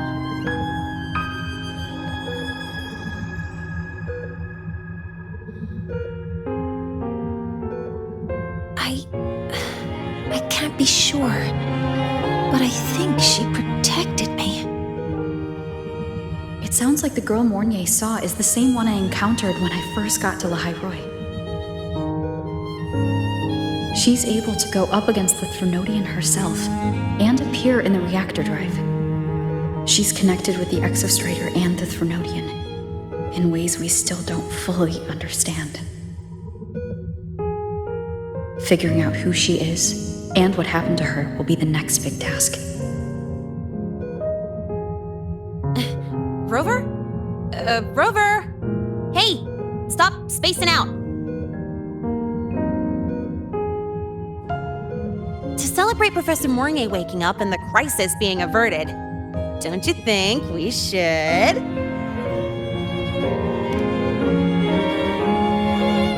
Go for a ride!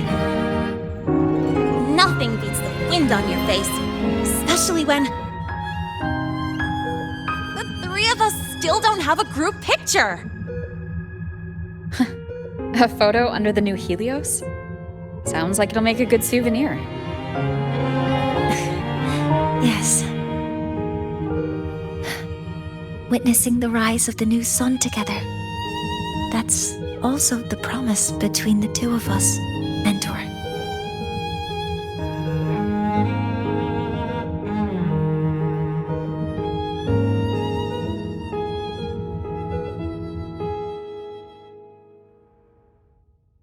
Let's go.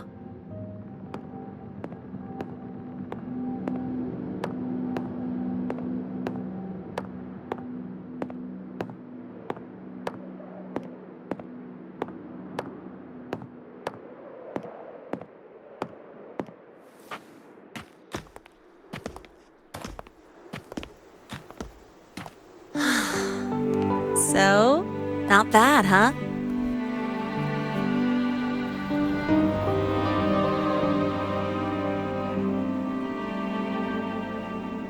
Back in the day, whenever I was stressed about the future, hanging out here always made me feel a little better.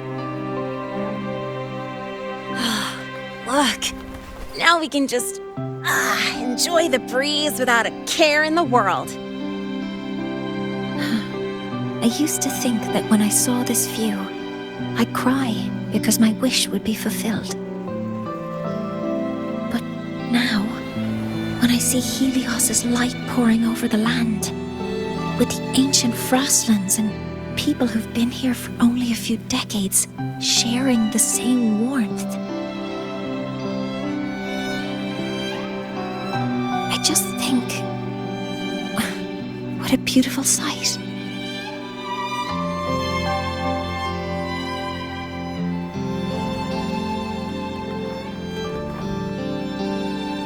Well, let's scream that from the rooftops! To freedom! To civilization. To new beginnings.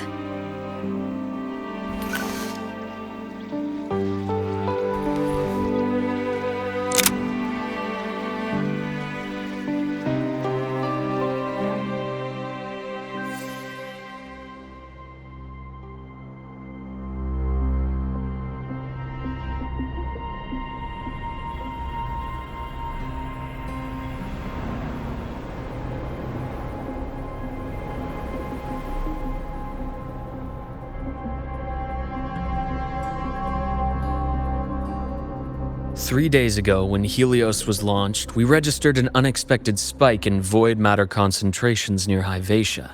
It interfered with the launch.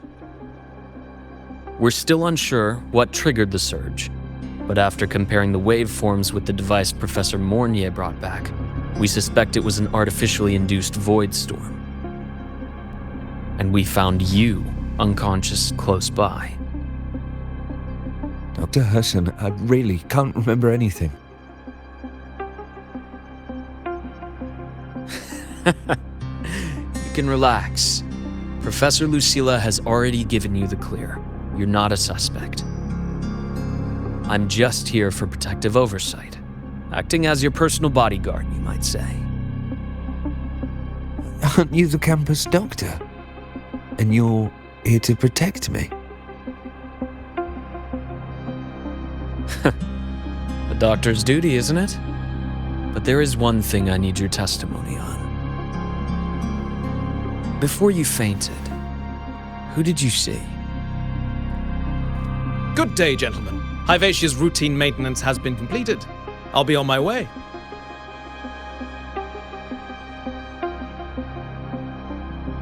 Who's that? Oh, never mind. No time to think about that.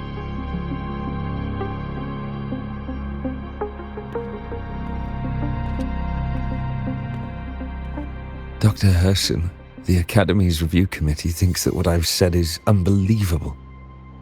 But if you're willing to trust me... Before I passed out, I saw... myself.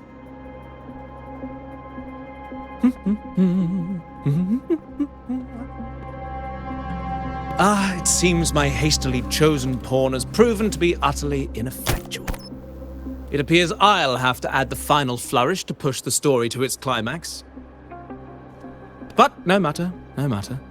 I'll simply chalk this up as a poor judgment call. A band of fools who enacted a farce. Such a pity, though. With this piece expended, the chapter where the girl forms her bond with a Threnodian must be delayed. But that is a tale to be savored later, right?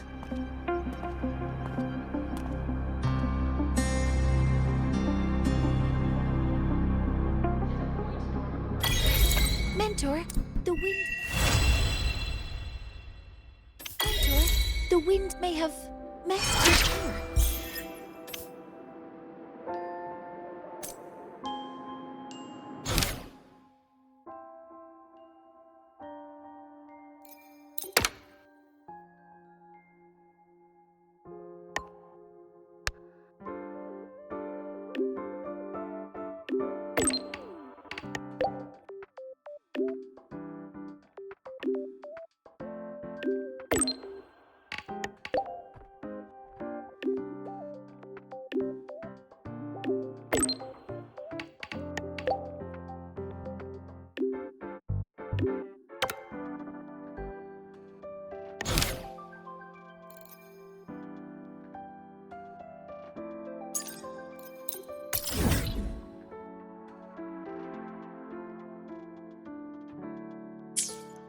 My symptoms have stopped for now.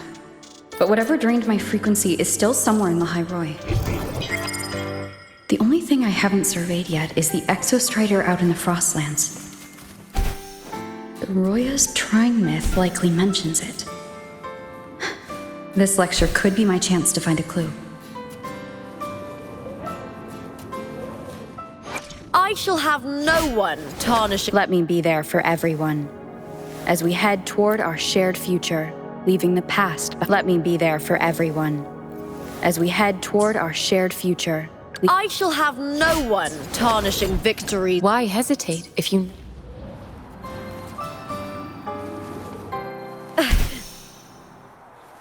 Relax, I'm off duty today. I've got better things to worry about.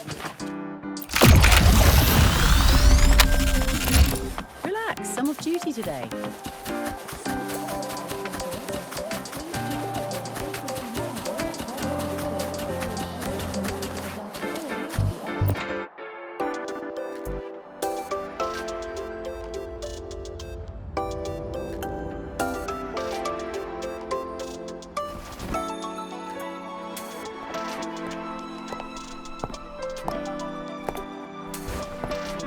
Now we reach the second epoch of the Royan Trine myth, the Sacred Reactor Epoch.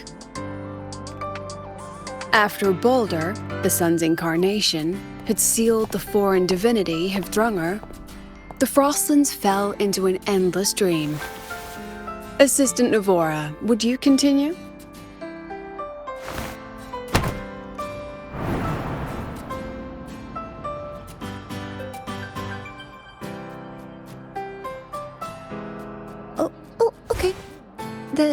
This section, it describes how the Exostrider used its greatsword to seal the Threnodian behind the Strider Gate. The records say both the Exostrider and the Threnodian traveled through the Strider Gate to reach La High Roy. Their battle was fierce. The Threnodian pushed the Exostrider to the brink of defeat. But at that moment, for, reasons unknown, the Exostrider's reactor drive flared with blinding light.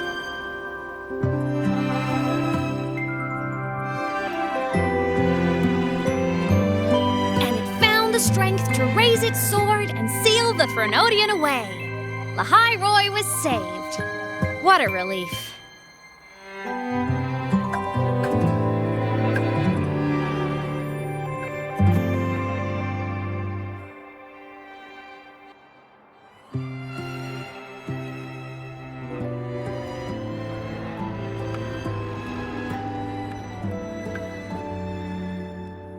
Hi. Nice to meet you. I'm Imeth from Rebel College, same as you. First time seeing you in class. Trying to collect credits from all 4 departments? That's ambitious.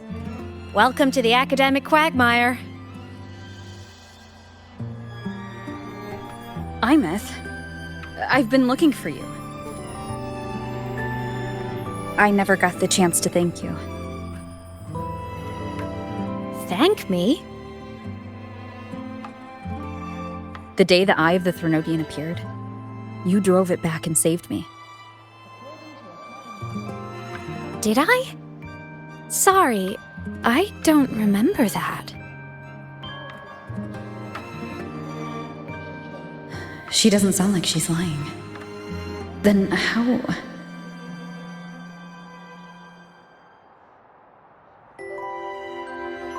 A synchronist.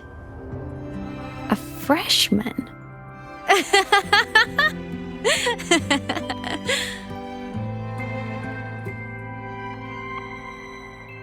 What's so funny?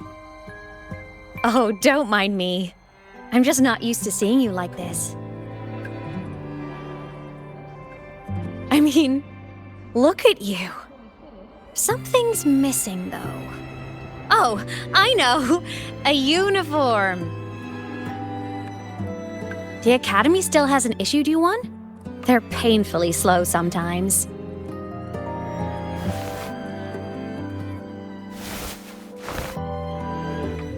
Imeth?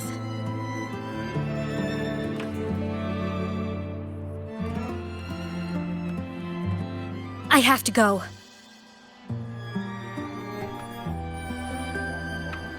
Gotta run, Professor!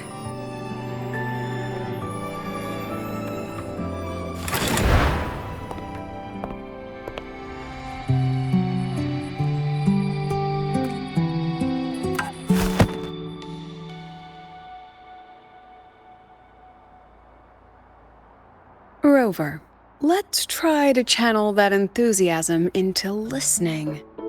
Do come see me in my office after class, okay?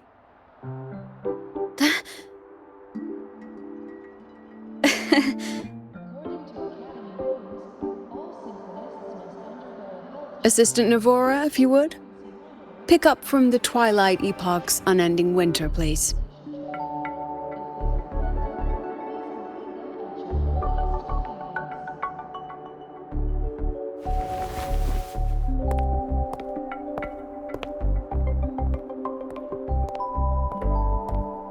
Sagrika, could you come to the library with me?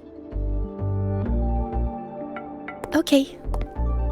Hey, did you notice the new student? The one who kept talking to herself during class?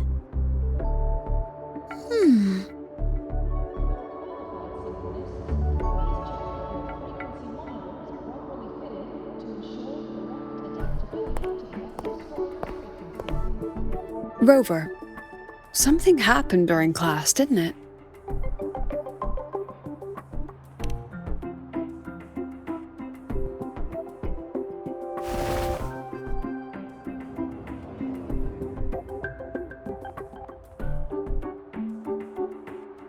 So a girl named Imith just got up and left the lecture hall?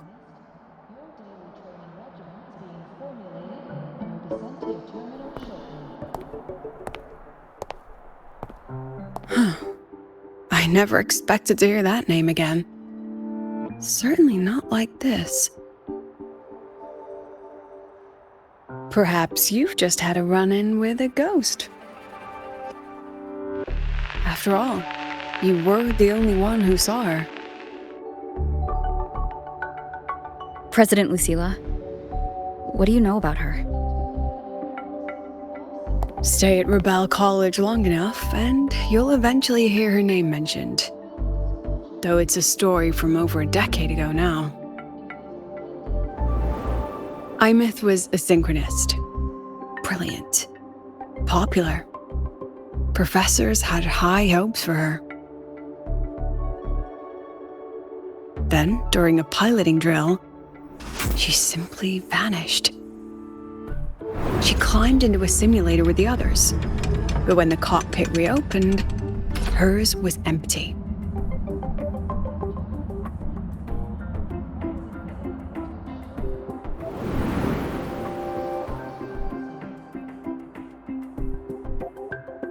Intrigued? Want to go find her?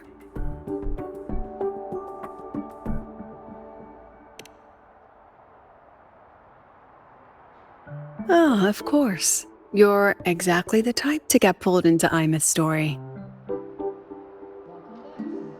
To see someone who vanished years ago, presumed dead, lingering around the academy, a figment of your imagination, or is there more to it? I'm very curious to find out. She disappeared from the Synchroling training grounds. The very cockpit she vanished from is still there. The Academy turned it inside out at the time and found nothing. But if you're interested, go take a look.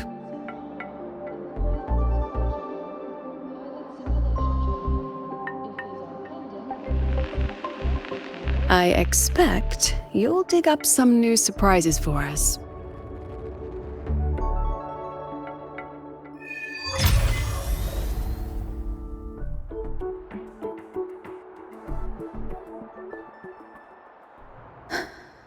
Soliskin? What could they be doing here? That Soliskin. It's headed straight for the Synchroling training grounds.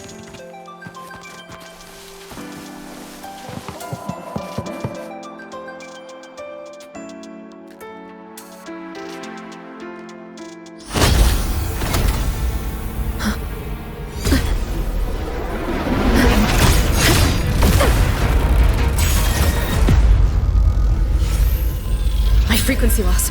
It's getting worse.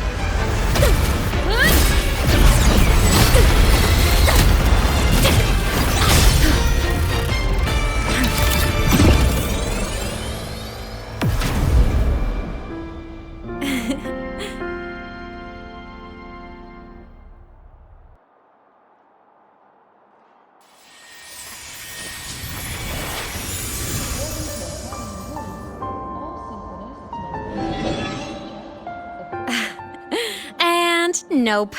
Still on the fritz. How are you feeling? I'm okay. After that mech flew off, I felt less of my frequency bleeding out. That mech's frequency felt like the presence from the rift back in Honami City.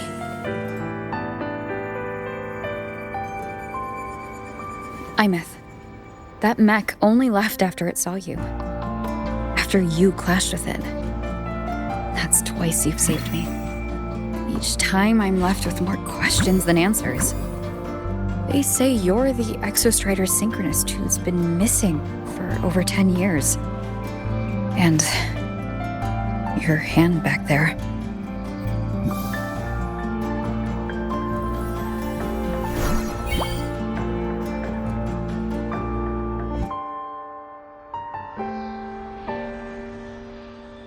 Me? I'm not the Exostrider Synchronist now. I'm its Resonator. I just died first. Call me a digital ghost.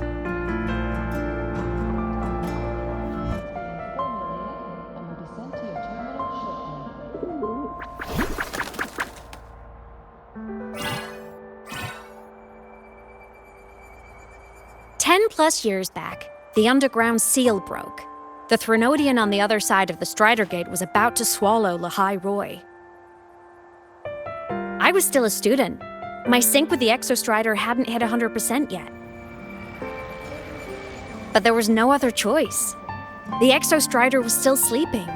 So I had to do something unorthodox. So you overclocked yourself to try to resonate with it? Yup. Impressive, right? I woke the big guy up. If only for a second. The seal held. The crisis averted. Everyone I cared about, they made it out okay. But it was too much for me. My body couldn't take it and got totally torn apart. So yeah, I died. But I'm still here, just floating around. I've been a little invisible. Well, a lot invisible. To everyone until you.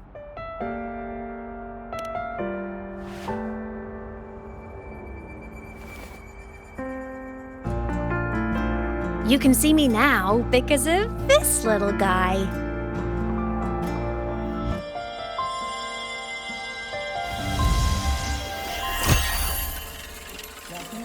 The Exostrider's reactor core. My existence is kinda tethered to it now. Think of it as my heart.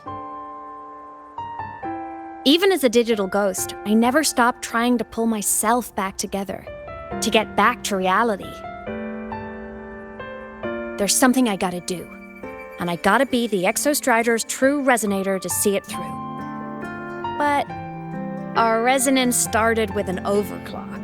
The power I got was unstable from the get-go.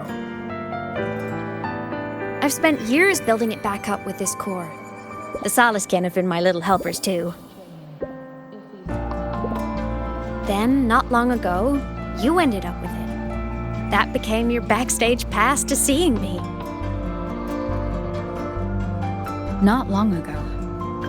You mean when the reactor drive fell?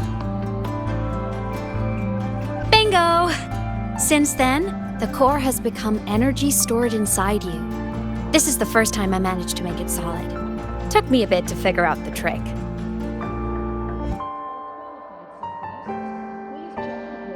Then it was you. You're the one who saved Mornier when she was dying. You and that junior of yours were always close. We even crossed paths a few times back when I was still, well, around. Of Of course I'd help. A junior of mine. So I really did know Mornier in the past. Oh, and by the way, when you charged in to save Professor Mornier, you looked pretty cool.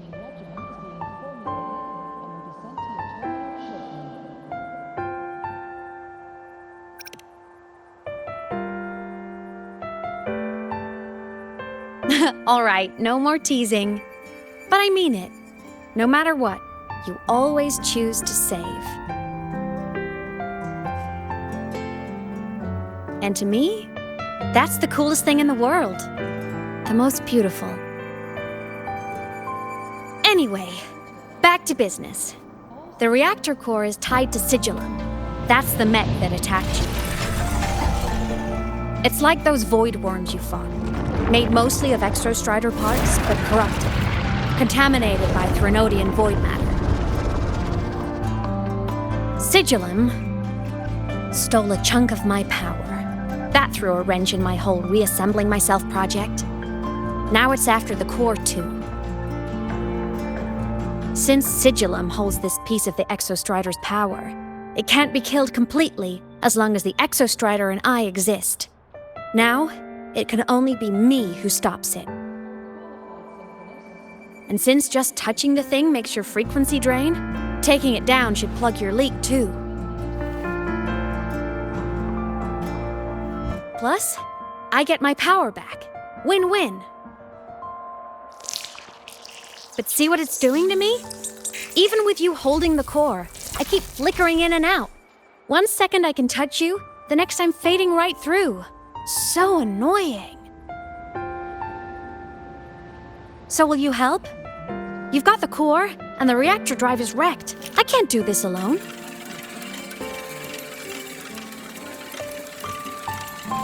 Also, I've noticed, when the core is in your hand, it runs faster. I can tell you're leaving a few things out, Imeth. Still, you helped me and a lot of people in the High Roy. That's enough for me to trust you. What do you need me to do? Existence is the imprint life leaves behind. Being remembered, talked about, and seen. All the places I went when I was alive bear those imprints. The core's running lets me find and record those frequencies. These little cuties have been my scouts. And they'll be our guides now, too.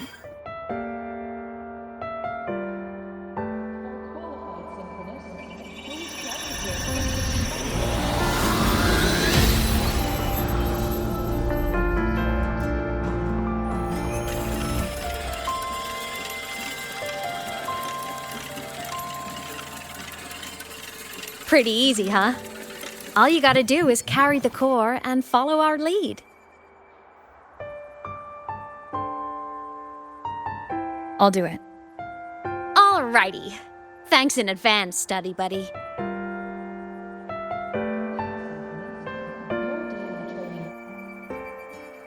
The Soliskin went down the lift. Let's follow. Before we go, I need to contact Mornier.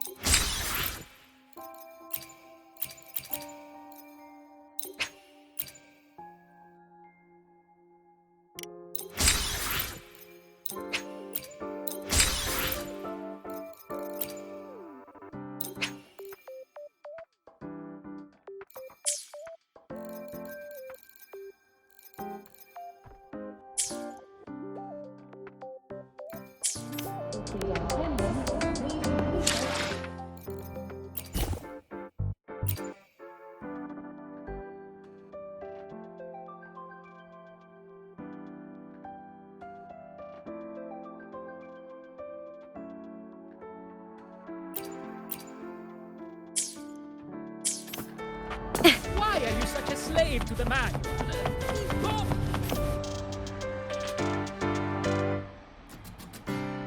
Imeth definitely glossed over some things. Like what happened during our previous encounter, what she's done since becoming a digital ghost, and the real reason why Sigillum stole her power. After years drifting like this, to still hold on to that spirit, her will must be strong. Prying answers from her won't be easy. I'll bide my time. The right moment will come. Has something happened, Mentor? I see. So the reactor drive's core survived the crash. It must be the key to reactivating the Exostrider. Of course, then the official stance is that it be returned. Star Torch Academy and the Roya would both agree on that. But as you said, curiosity from the Institute is inevitable. Mornier? My. Already caused a stir in the training grounds. Color me impressed. I'll have people clean up the aftermath. You can carry on as you see fit. You were monitoring my comms with Mornier? You're a person of special interest. Of course we keep an eye on your movements. We? Yes, we. The Space Trek Collective. Think of us as the annoying adults on campus. I'll handle the debate between the Institute and the Academy about the core. This is a matter of priority. They'll listen to me. But when you're done with your business, I'll need you to return the core to the Exostrider. You didn't mention it to Mornier, but I suspect your possession of it traces back to Imeth, doesn't it? President Lucilla, I don't appreciate being interrogated over a tapped line. My apologies.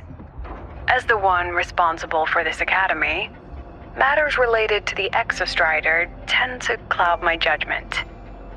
After the incident with Warren, we upgraded safety protocols on public lines. No more overstepping. Here's a peace offering. I've granted you full clearance.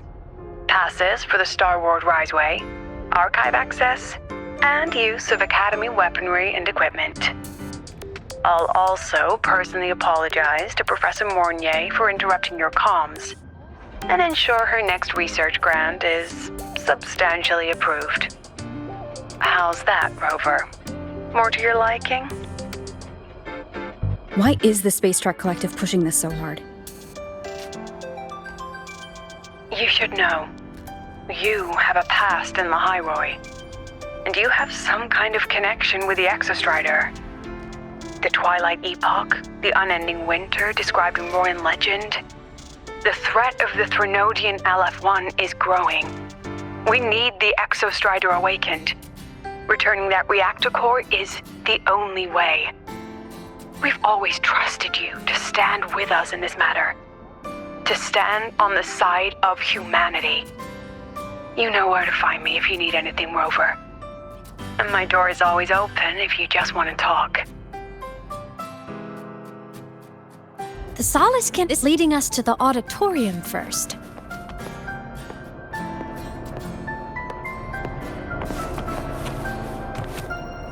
The new solar celebration is almost here. I wonder what they'll put on this time. By then, exams will be over, and we'll finally get a long break. Ah, vacation. What's not to look forward to?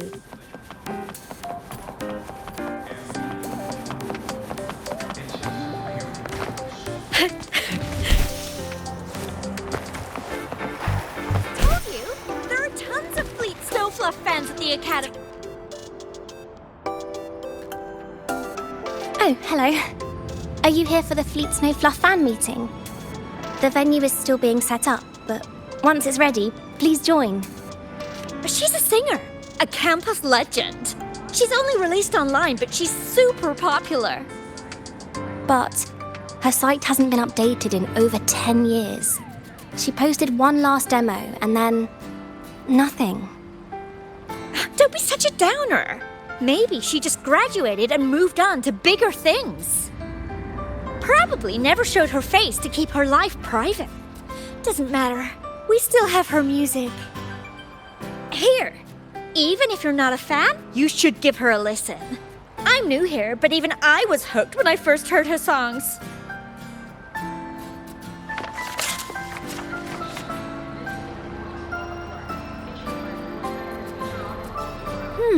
Nice print. A fan meeting. Huh. If they're happy, I'm happy. Come on. Let's follow the Soliskin and see what's going on in the auditorium. Told you! There are tons of Fleet Snowfluff fans at the Academy!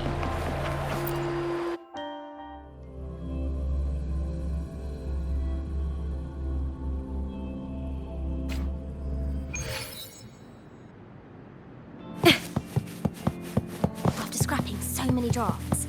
The fan.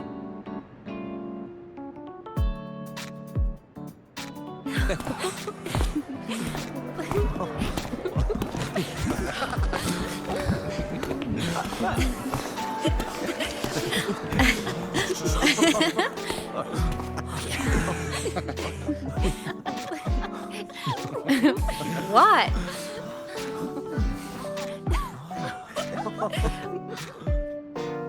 Oh, just a habit of mine. Waving, chatting, going to class. It makes me feel like I'm still alive.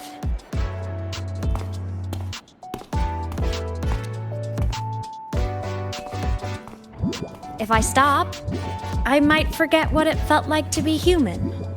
Call it a self-reminder.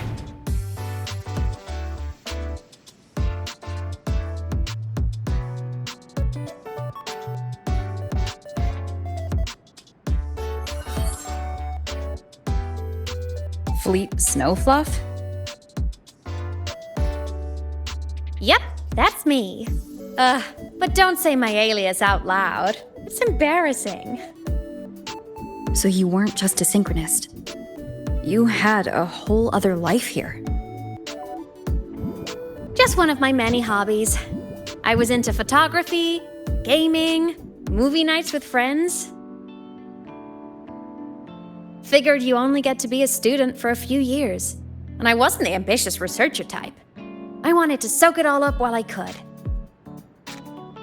I tried a little bit of everything. I just wanted a happy, carefree life.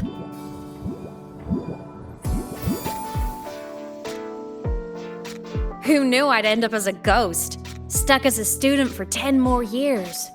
How awful is that? Wait, does this mean I'm never gonna graduate?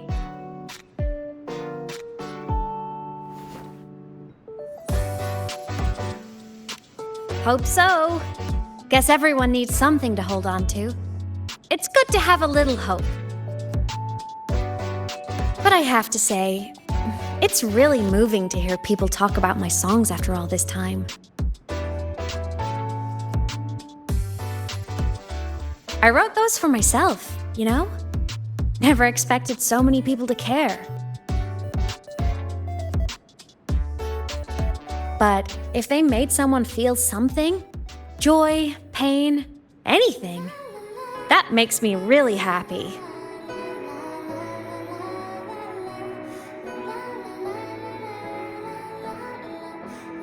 Hey, listen. Hear that song playing in the auditorium?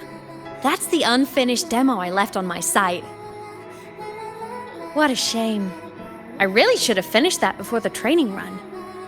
Now it's my little musical epitaph.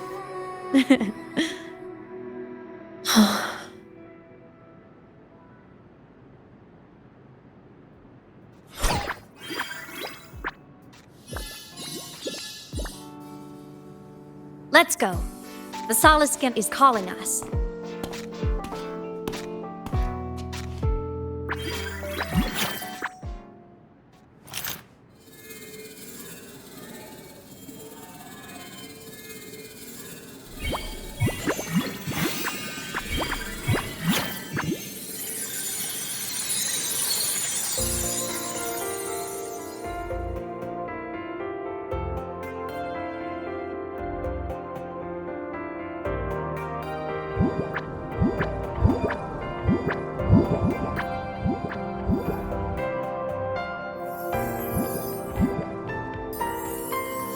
Is that the student rep from Rebel College?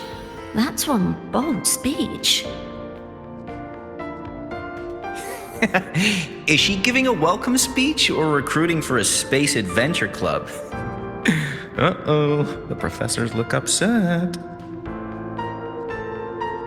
But she made a good point, didn't she?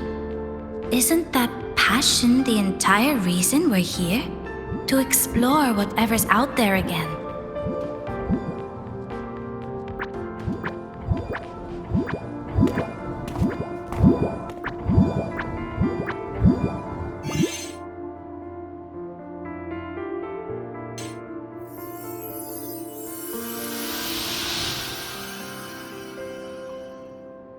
Imeth, right?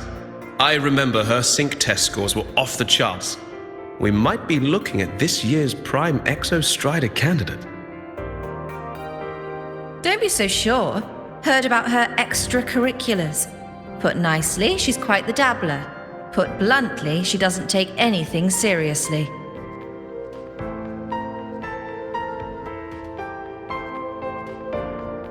Potential is still potential. She's brilliant. She just needs guidance.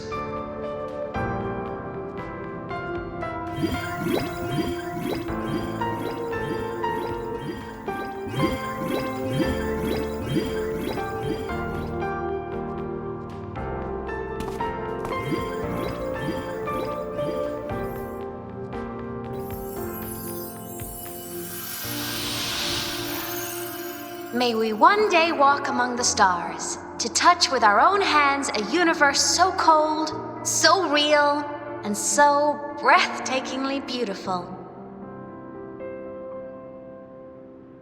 That's all from me. If I keep going, my credits this year might be in danger.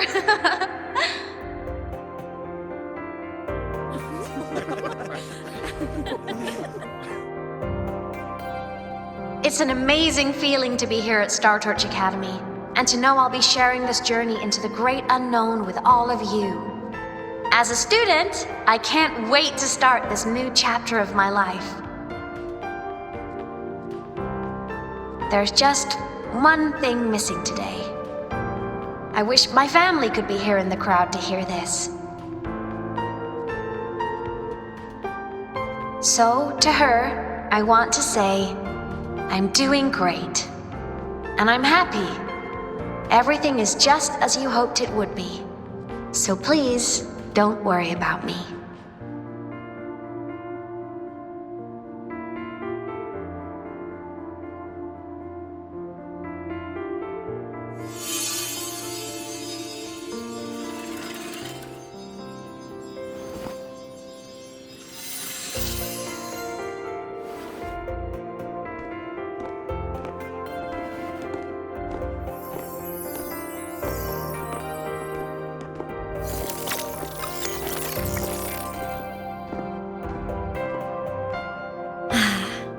Looking back, I really do miss those days.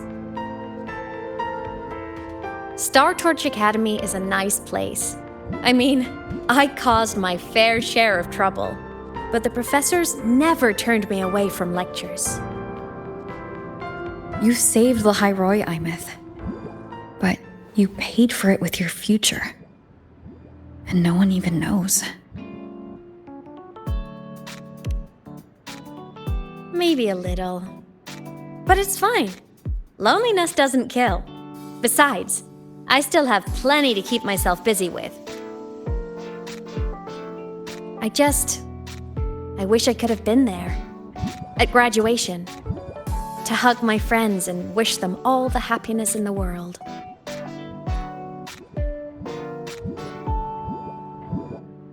The Solaskin headed outside. Let's catch up.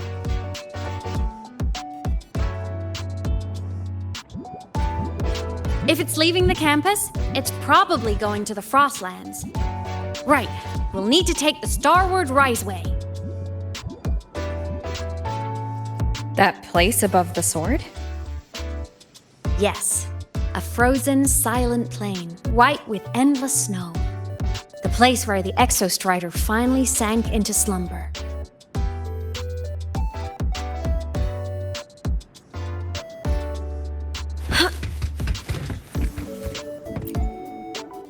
Our next stop is the Starward Riseway. Are you ready?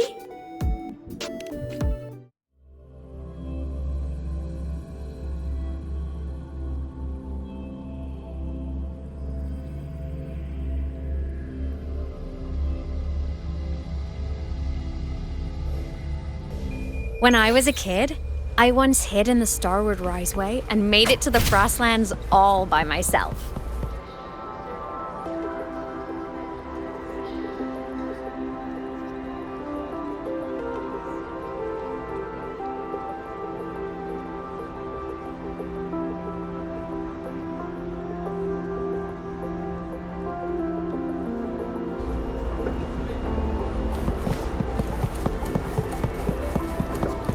I hope we don't run into bad weather again.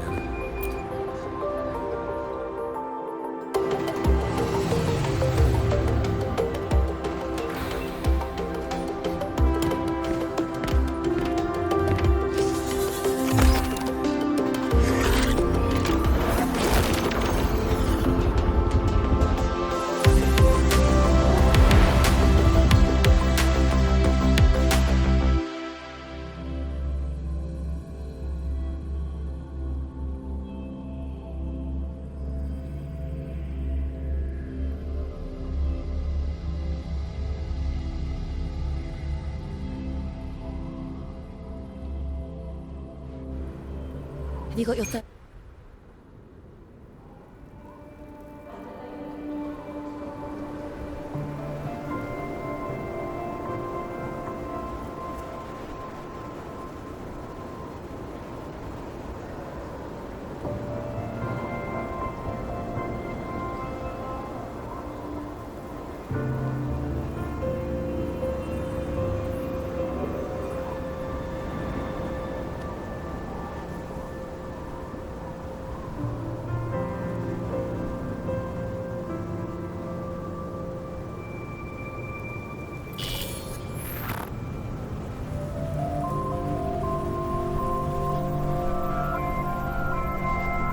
Cold?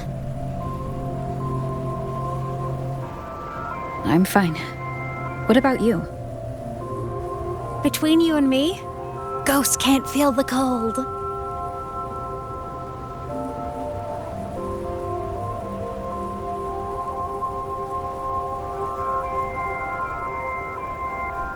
The snow. It's so beautiful. What a coincidence to run into you here. This is a pleasant surprise. Oh, it's Dr. Luke. When he's around, just pretend I'm not here. Otherwise, you look like a weirdo talking to thin air. You should hide too, okay? This is our secret journey.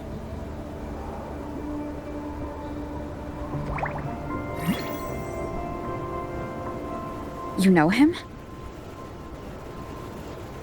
He's the school doctor. All the students know him. I didn't super well, but I do know that he's been in Lahai for a long time, and you can trust him. You came to the Frostlands for the Exostrider?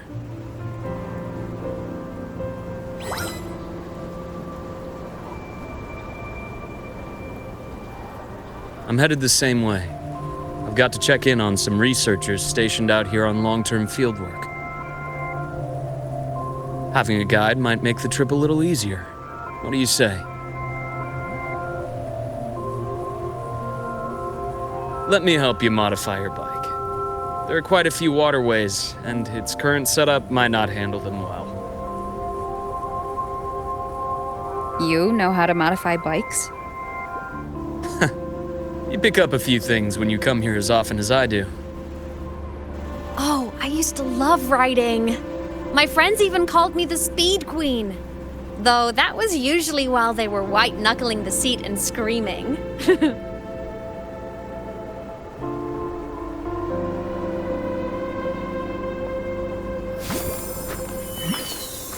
Look at this place.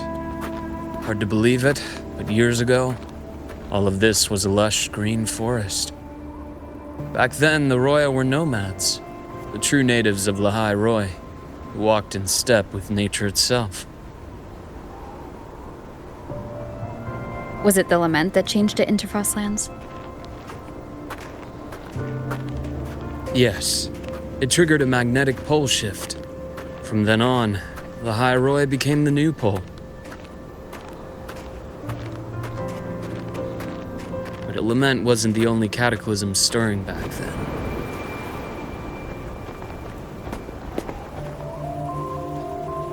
In the past, we had already reached the stars, but at some point, the etheric sea spread to cover all of Solaris. From that moment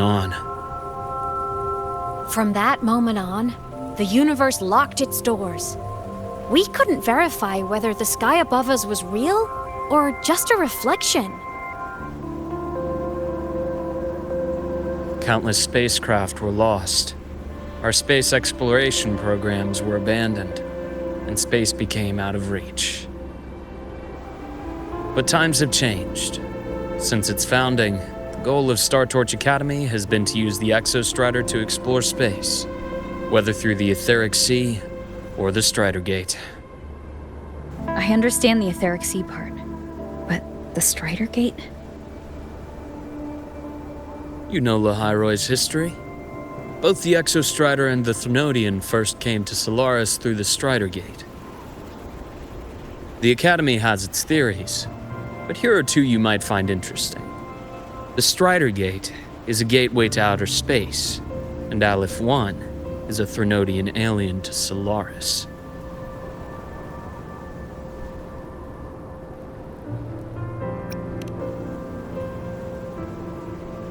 With a gateway like that, of course we want to open it.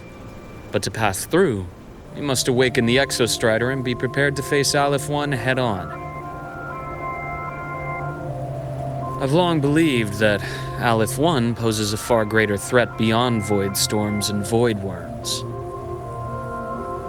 With other Thrunodians, we can at least glean clues of their nature from their places of origin and the civilizations they emerge from. But Aleph 1... our knowledge remains blank. So many dream of being the voyager who returns from the stars, the first to walk the cosmos once more. But in all these years, no one has succeeded. The etheric sea phenomenon cast us into isolation, but it also gave birth to all our dreams of what could lie beyond. And those dreams are still alive today.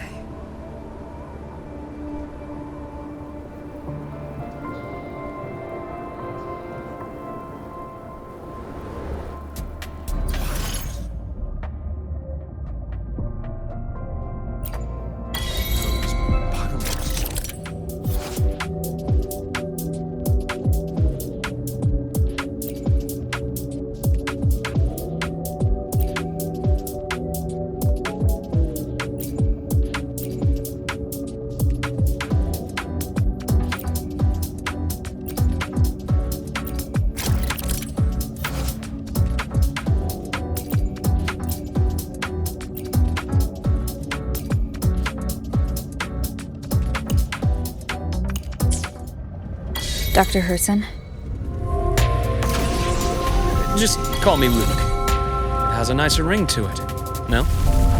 Then, Luke, you asked about my feelings on the Academy. What about yours? How long have you been here? About 20 years. I was a traveler before that, seeing what Solaris had to offer. Then a friend asked me to come to Lahai. Let me be there for. To keep an eye on things. You see that? Ancient life forms, frozen right into the ice walls. Millennia frozen in a single moment. Preserved so perfectly you could almost see what they used to be. To be stuck like this forever. Must be around here.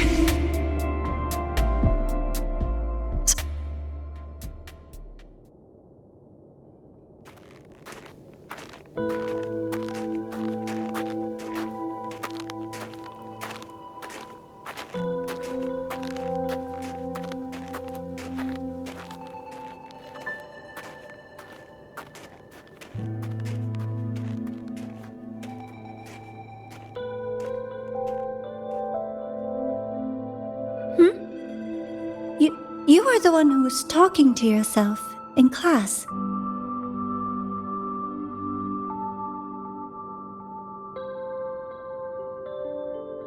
Whoopsies! Oh, and Dr. Herson. You are traveling together? Did the Academy greenlight a new field trip?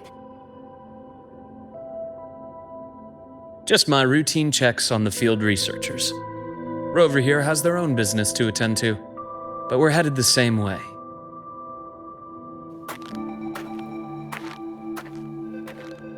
What about you, Miss Navora? Chasing more fallen debris? Yes, exactly. I heard the Frostlands have been experiencing changes since Helios was launched. I had a hypothesis that new debris fields might have been exposed. Debris? Space equipment that fell from the sky long ago. Probes, satellites, and even space stations. Some previous digs unearthed wreckage containing records lost during the lament. Oh, and images. Photos taken in orbit of other planets. They were absolutely breathtakingly beautiful.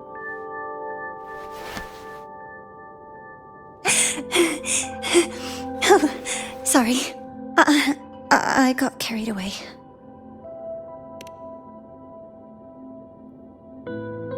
Thank you. Sometimes I'll just start info dumping. I know it's not the best.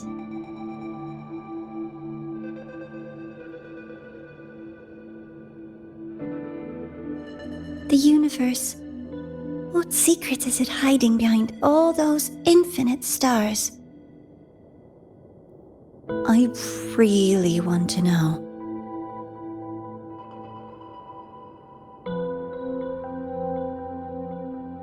Anyway, in short, I came here for the fallen debris.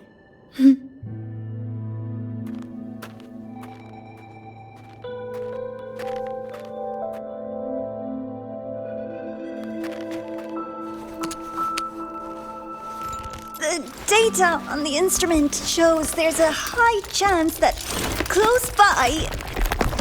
Huh?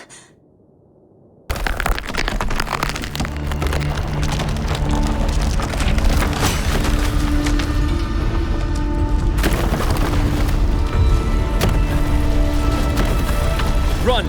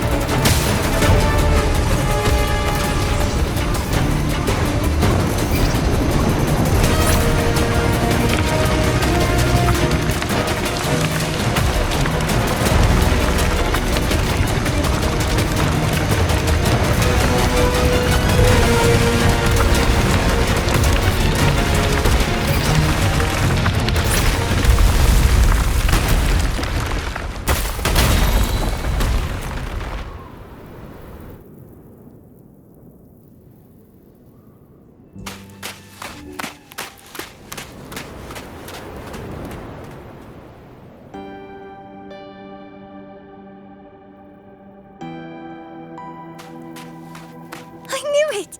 There had to have been undiscovered debris in this area. It must have been sealed in the ice wall all this time. Luke, Navora, you alright?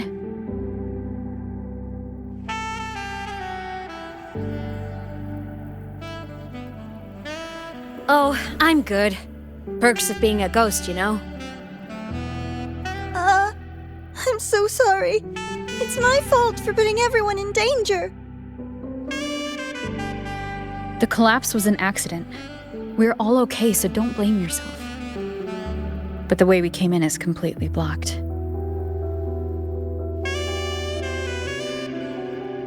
Scaling that ice wall?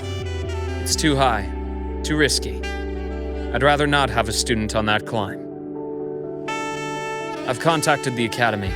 They're sending a rescue team. Once Navora is safely returned, we'll set out again.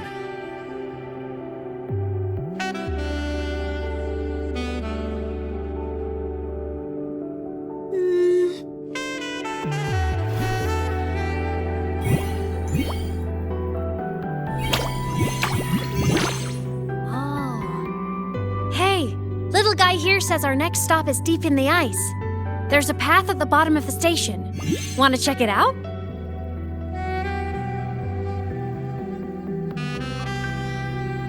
What about waiting inside the station?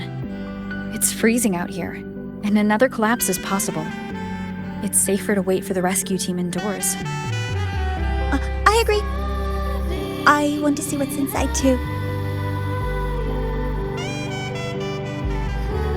With Rover on the team, a quick recon should be manageable. Up to you.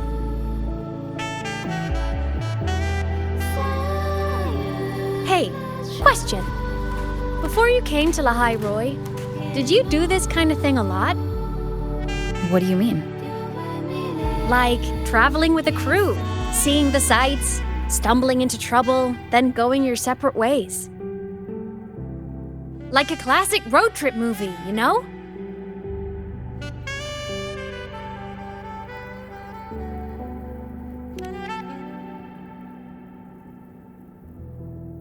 Nice. I happen to love those.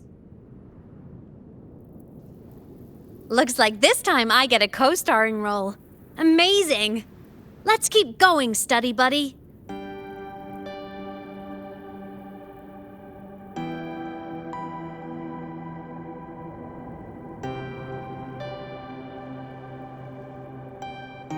There's a collapsed entry point over there, but it's blocked. Some kind of barrier caused by unstable frequencies. The Exostrider sleeps in these frostlands. Void storm activity can make local frequencies unstable with fluctuating void matter levels. Oh, taking this opportunity, let me grant you access to the module adapter. Huh. It's already unlocked. That must have been Lucilla. Let's move to an area with a stronger signal so it can be deployed.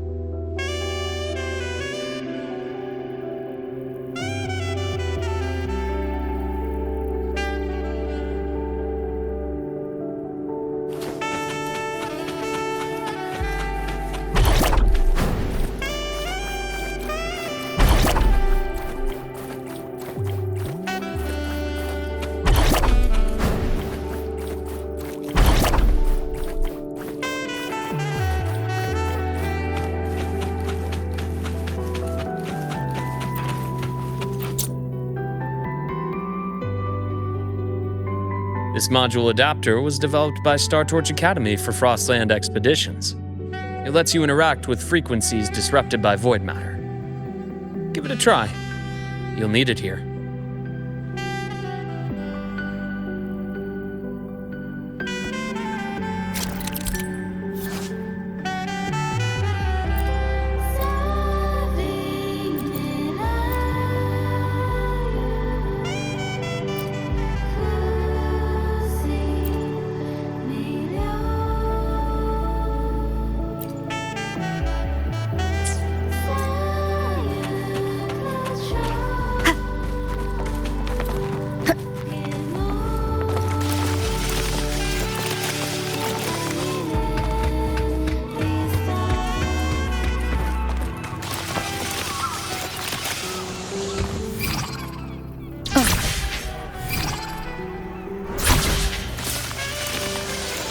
Compared to other debris fields, this station is in much better shape.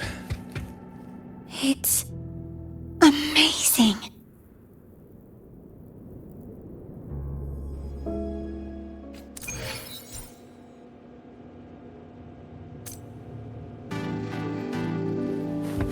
Back in Mount Firmament, I saw characters like this. They belonged to the court of Savante.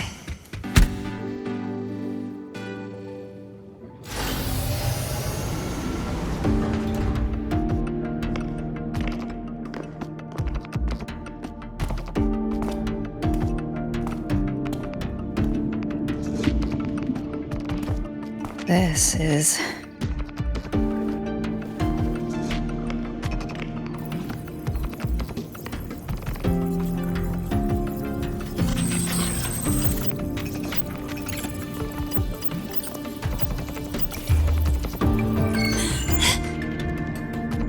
Welcome aboard the Skyark. I'm Wenlu, your guide for today's tour. Teachers, please stay with your assigned groups and ensure this one-day tour goes smoothly.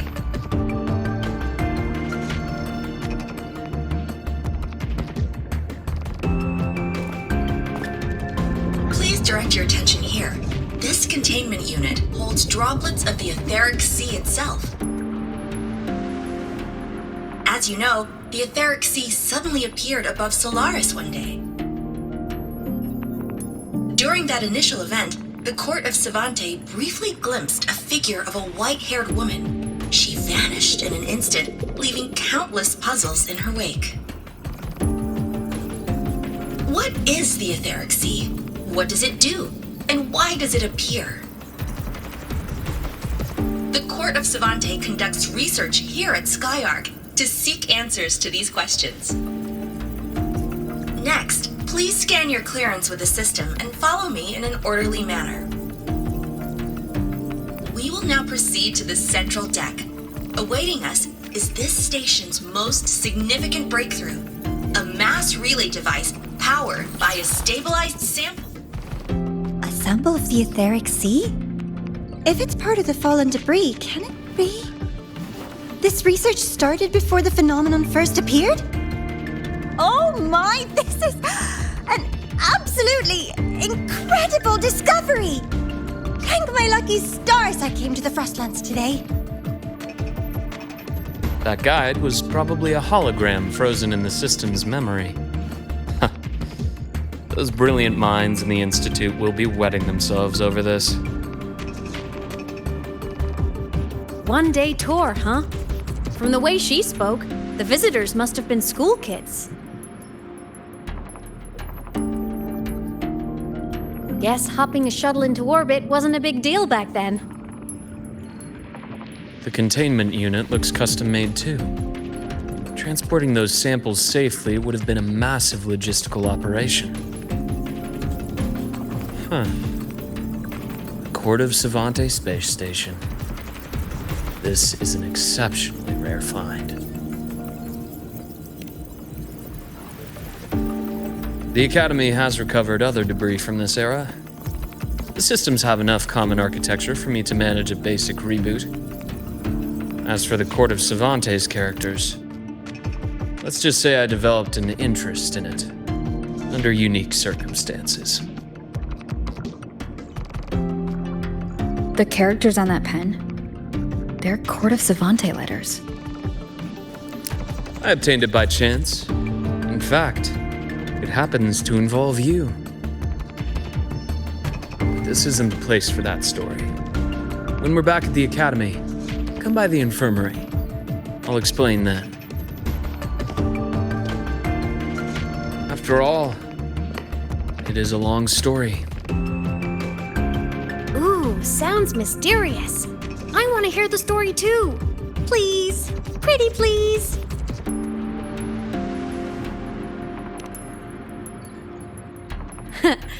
I'll hang back and wait for my cue then. Everyone, this way please. The visitor registration system is here.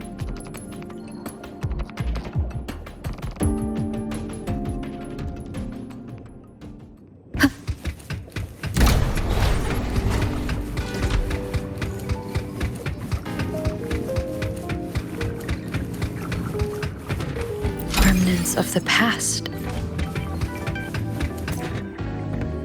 Welcome aboard the Sky Arc space station. It's an honor to share this vessel of knowledge with you as we journey across the stars.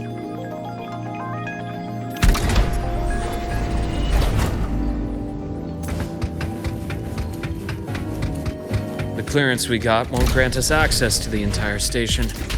We'll need to register again later. Also, while the hull looks intact, the system is reading several parameters in the red.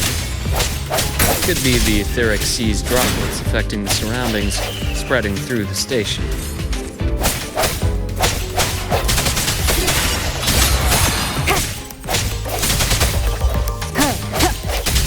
Sounds come forth.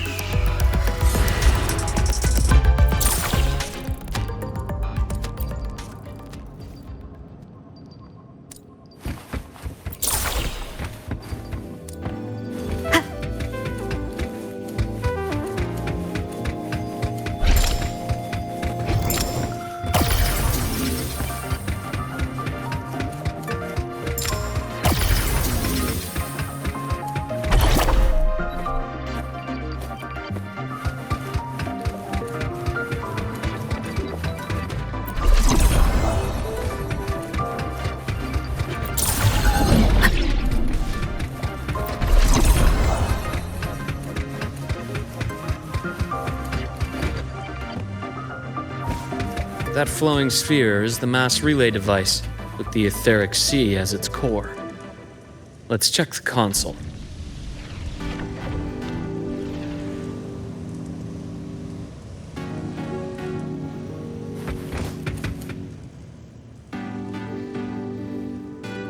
With the droplets dispersed, some space station sectors have become unstable.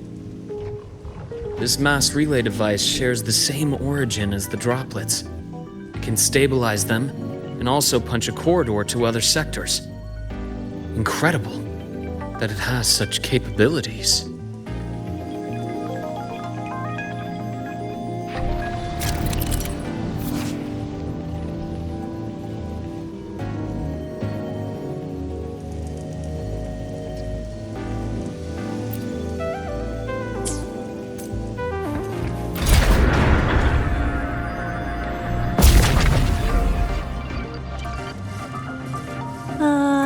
The hatch over there is back to normal.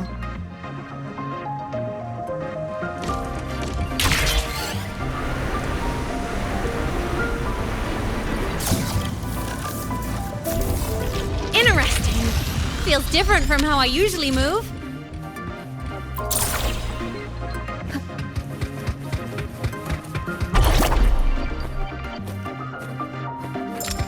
The hour is upon us.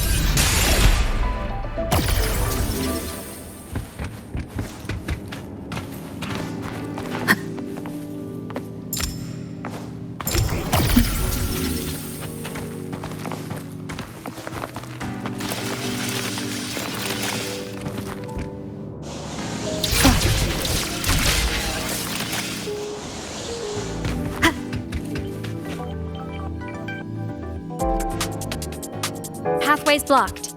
Let's try the module adapter.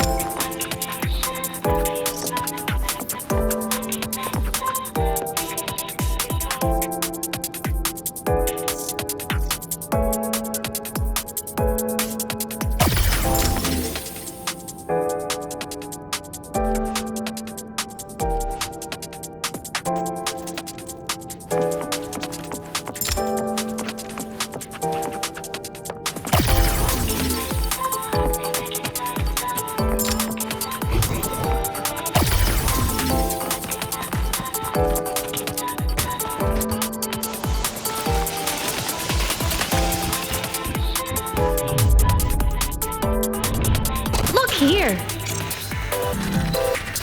Hello? Digital ghost, remember? Hacking this is easy. Welcome to I Mean Apps.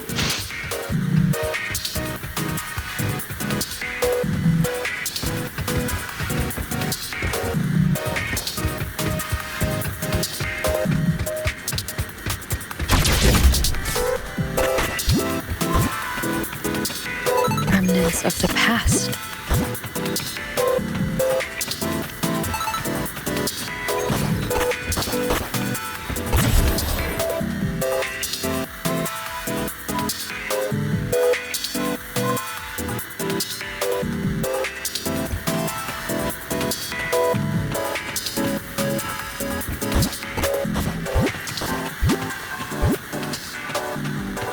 Cherish every game.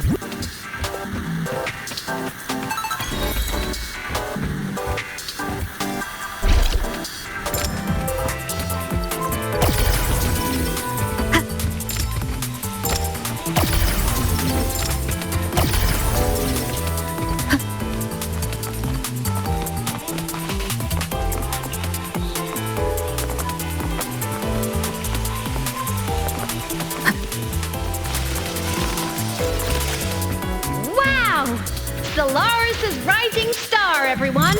What a leap! Oh, come on.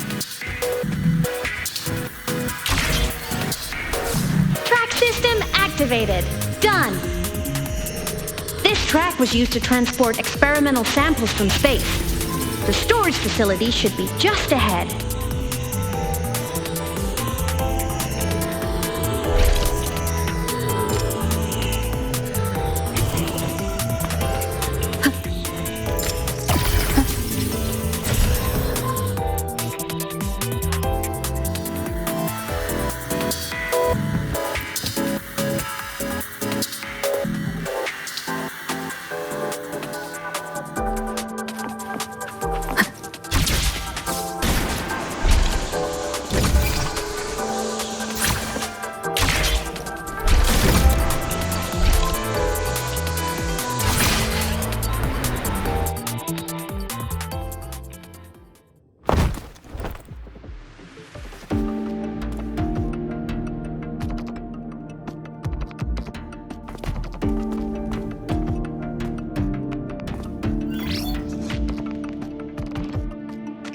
These containment units hold star fragments and etheric sea droplets, all collected in EVA missions by our very own Uncle Clement, who just gave you a tour.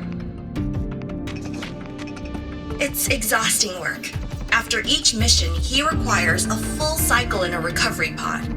Let's thank Uncle Clement and then gather here.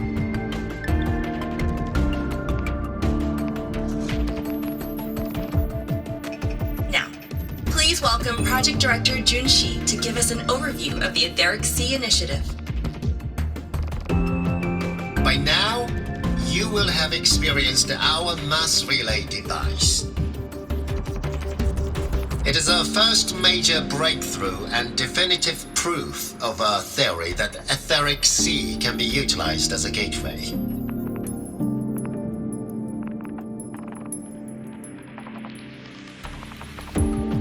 The droplets exhibit unique quantum properties. Used as a medium, they could help us reach places no one on Solaris has ever set foot. We haven't found the way yet, but I believe these obstacles will be solved soon.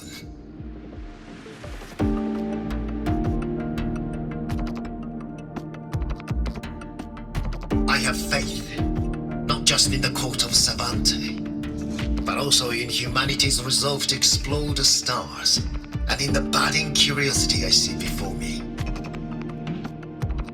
A mind that feeds on the light of distant stars will never be content to simply look. It will find a way to make the journey.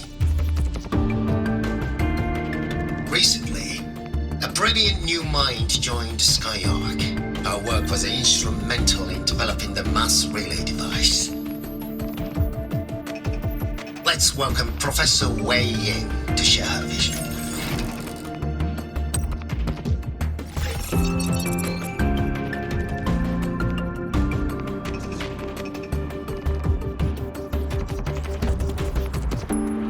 pity. His hopes never came true. Humanity's quest to reach the stars has only gone backward. To feed on the light of the stars.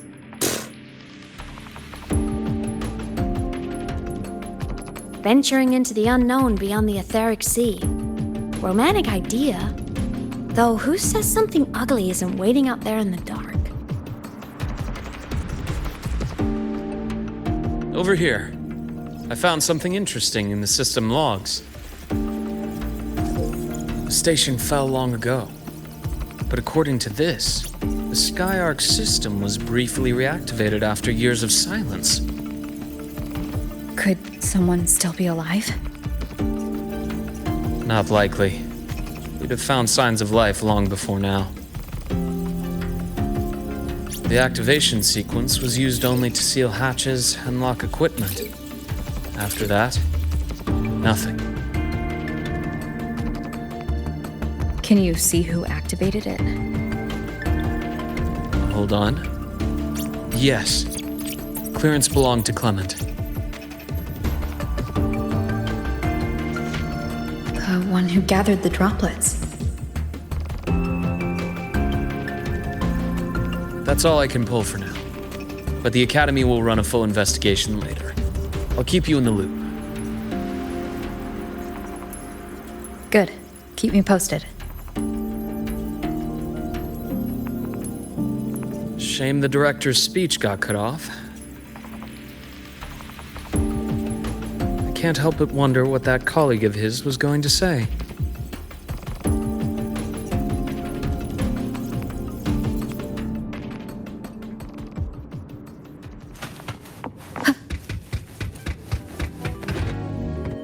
Welcome aboard the Skyark.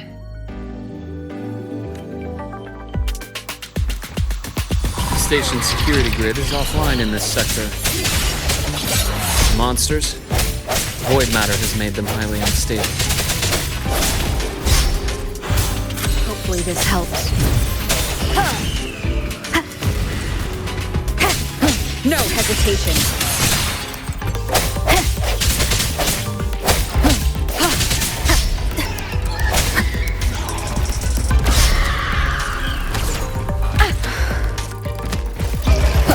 Hopefully this helps.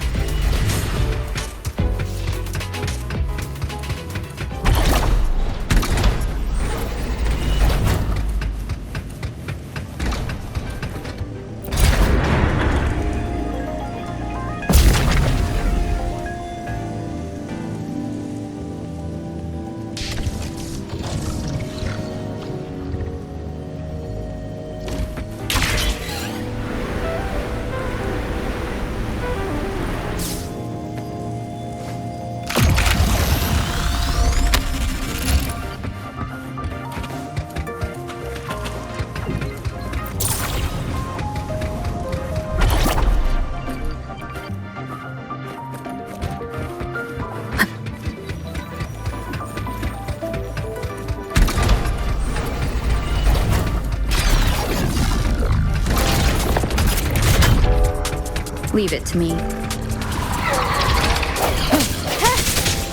I sense your weakness. Hopefully this helps. Strike from the shadows.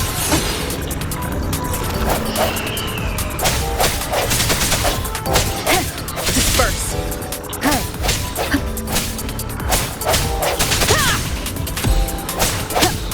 The frequency here is unstable too. Try using the module adapter to disrupt. Look left! I hacked the Skyark system. This is the data archive sector. Those blocks are all storage modules. And that moving one? An anomalous module gone hostile due to the Skyark system's glitches.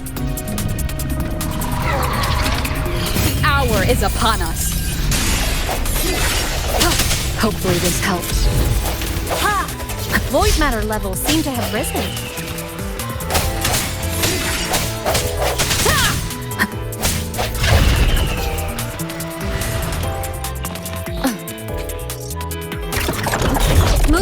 into the sector.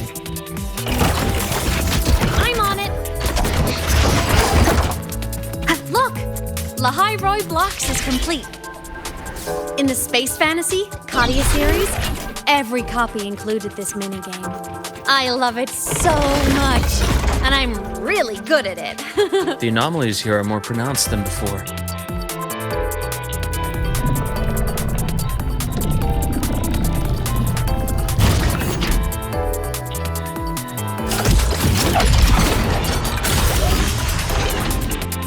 Hang in there!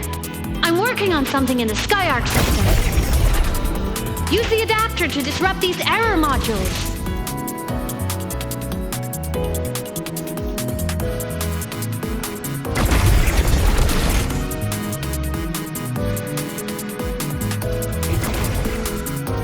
Breach complete. Hey, do you know how to play rock, paper, scissors? Good. Now, go rock!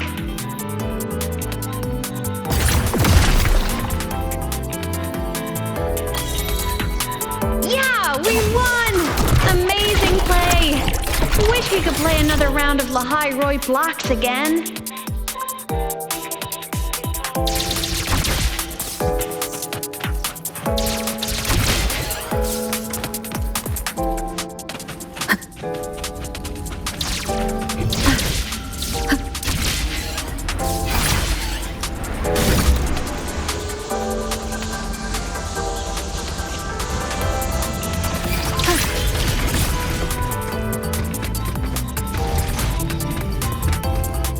These things are just like minions in the Space Fantasy Katia series. I'll clear them out for you. Those modules fell and took out the hostiles? Doesn't it feel like we've been extra lucky this whole way? You're right, but some modules did attack us. Hard to tell if the Skyarc system likes us or not.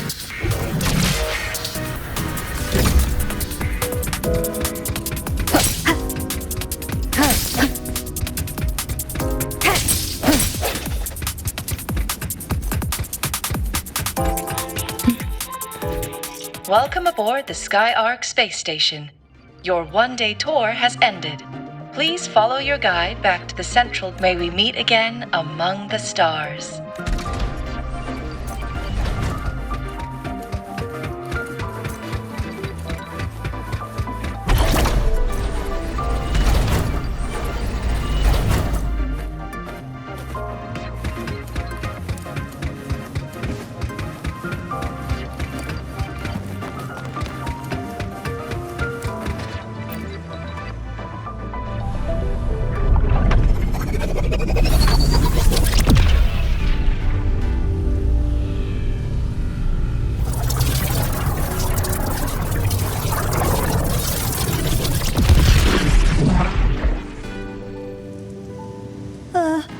There are traces of void storm contamination everywhere.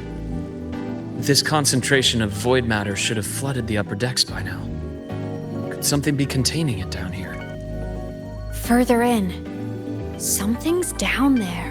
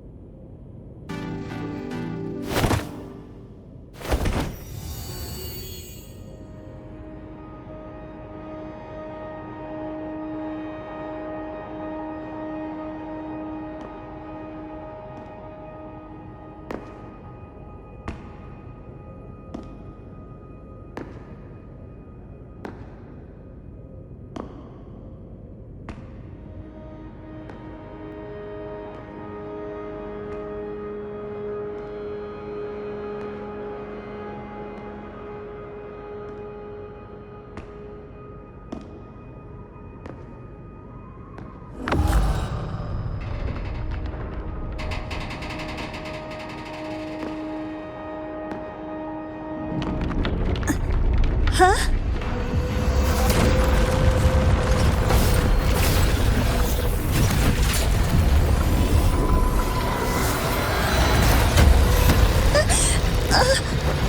That hurts.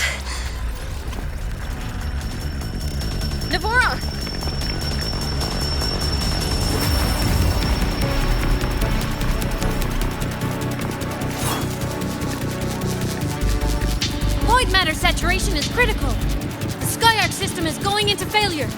I'm going in to try to stabilize it.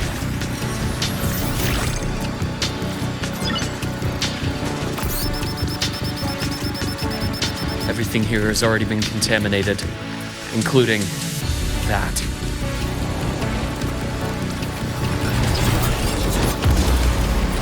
From a doctor's perspective, the only healing left for what this man has become is release.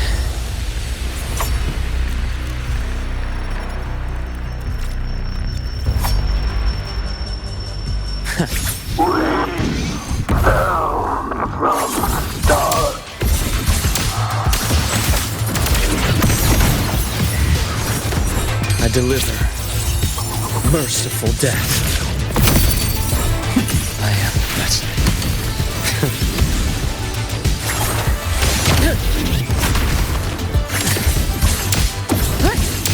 Hopefully this wind howls. Unfettered by bounds.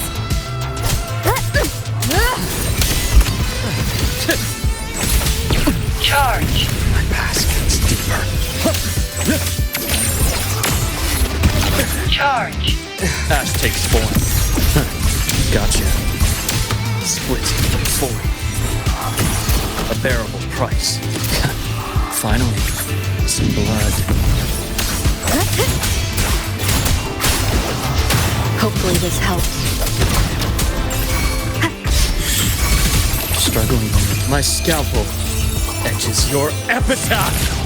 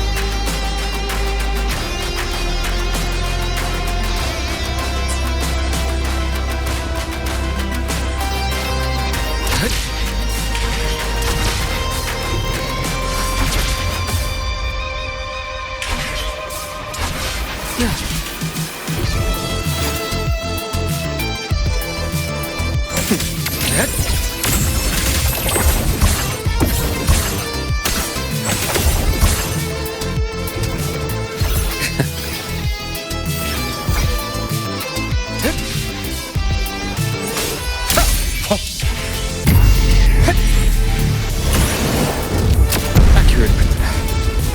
Now, that's more like it. Rise anew. Wind calls. Waves follow. Waves rise.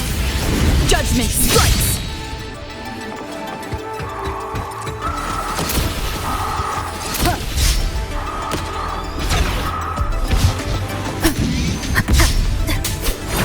Pain relief initiated. I bestow eternal peace. Imbalance and tear. Finally, some blood. I am the best.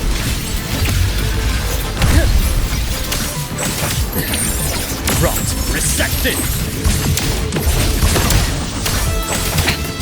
One more time.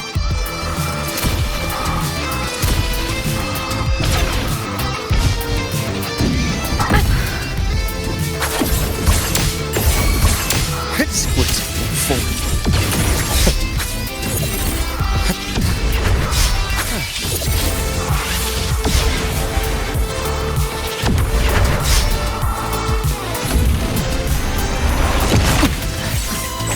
Now, that's more like it. God, I am the best. Wind calls. Waves follow. Error. Good. The wicked. My scalpel etches your epitaph. Split fully.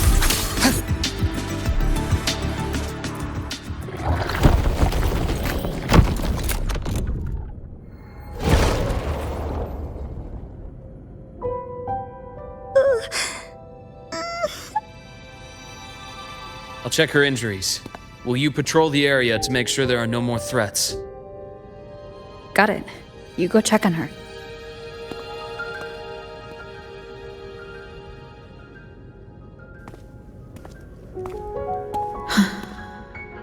What's that?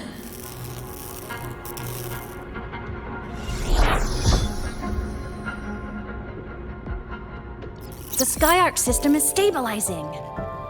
Look, a log entry. Clement. That must have been the astronaut's name. Huh.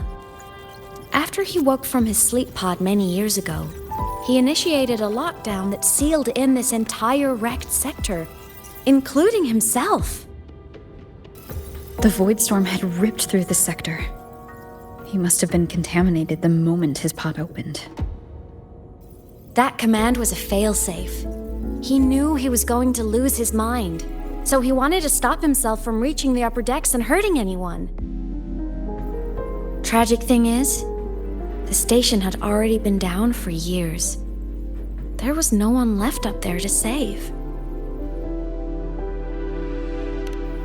Even if his friends were gone, he might have thought of future explorers. Someone kind to children would have wanted to protect the innocent.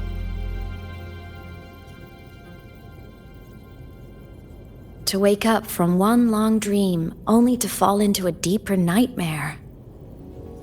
Maybe it would have been kinder to never wake up at all.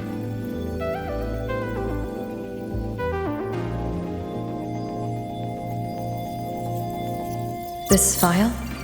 It looks like a recording.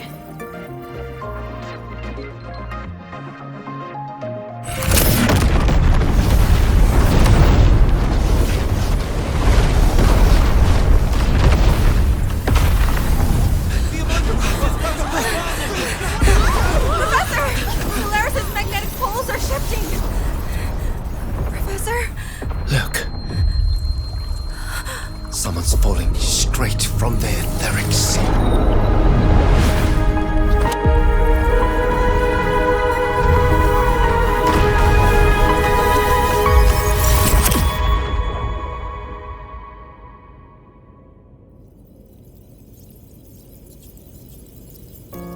Was that me in that recording? That had to have been the station's final moments, when the etheric sea phenomenon suddenly spread and engulfed all of Solaris, like Luke said. But those droplets in the sky, that was retroact rain.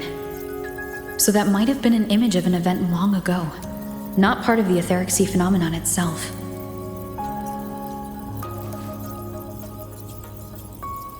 Did I really fall from the etheric sea? Or what lay beyond it? Junshi did say the droplets could act as some kind of gateway.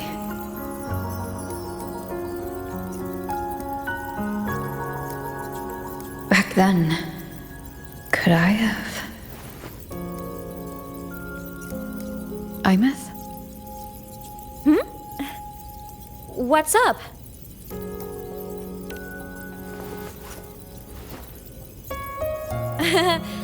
Not at all.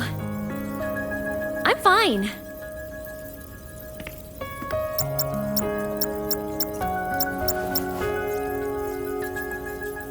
I'd recommend you keep this private. Don't leave the recording for the Academy's teams to find. Remember what I said earlier. It's a nest of competing factions. Anything connected to your past needs to be handled with discretion.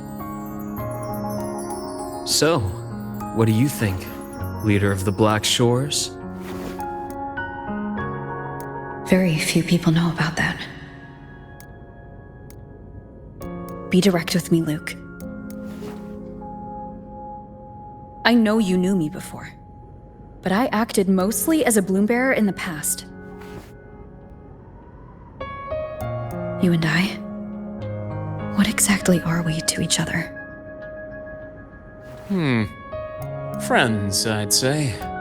Not the kind who lived in each other's pockets, but as a Huanglong saying puts it, true friendships are still waters that run deep. We met by chance, and by another twist of fate, you entrusted me with a rather long-term assignment. How about this? Strangers in passing who became confidants. How does that definition suit you?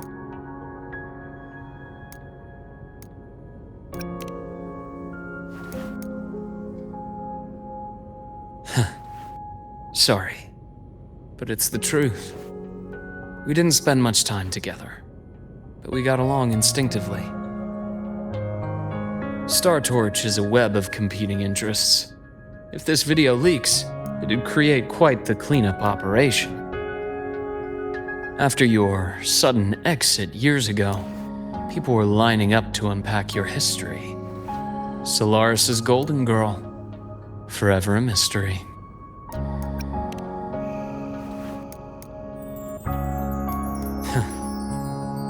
You're not the same as when we first met. But let's save the reminiscing for later. Navora's hurt. I've stabilized her, but as a doctor, I must stay to watch over her.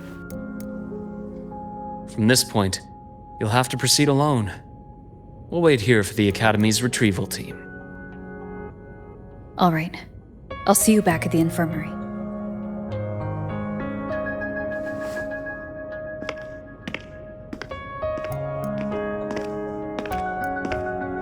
Luke, when you said I'm not the same, what did you mean? Just my impression. I could be wrong, but you seem lighter now. More hopeful. Happier. And that's not a bad thing.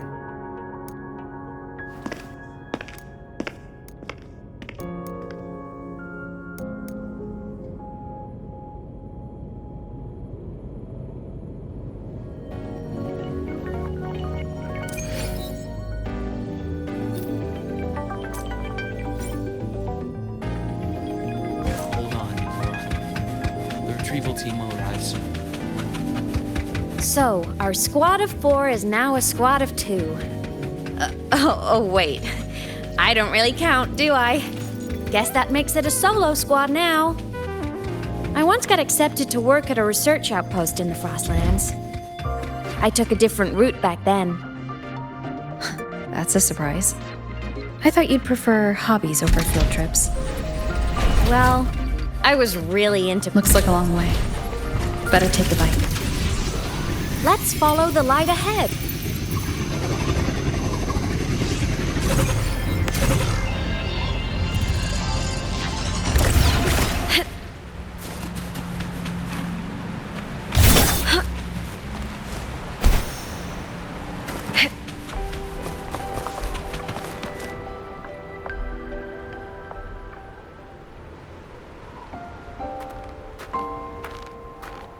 So it was here.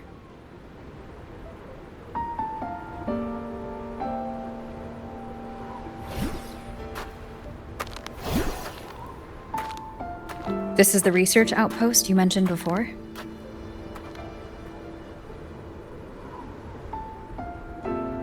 One of them. I worked at several outposts back then, but this one wasn't so lucky. The scan shows it was hit by a sudden void storm surge. No survivors. So that's why I never saw them again back at the Academy.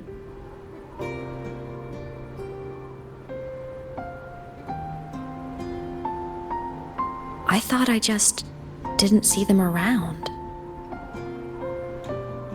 Imeth. Anything swallowed by the void storm slowly loses its existence until it's forgotten entirely. If a cassette makes it out, at least there's a record.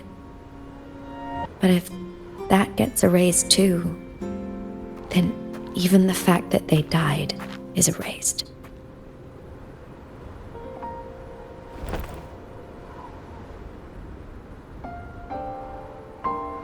Use the core.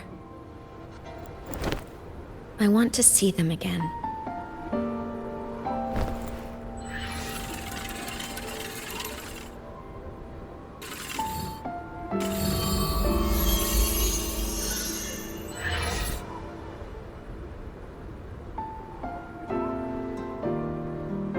Imothy, you were amazing.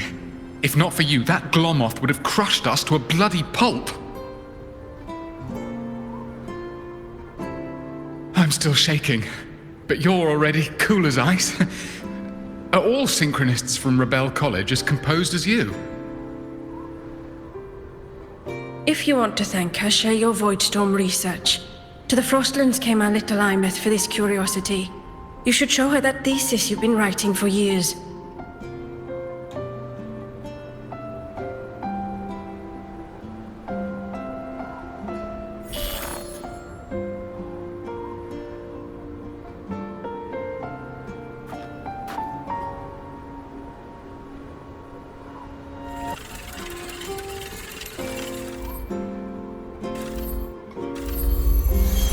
Imeth, you think cassettes might be a breakthrough?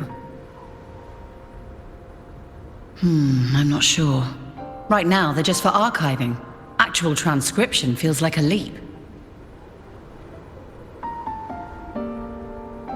Try looking to the Exoswarm for inspiration. In Lahai Roi, only one power against the Voidstorm exists, and that all comes from the Exostrider. Your thesis or your delicious stew. Either works. I'm not picky.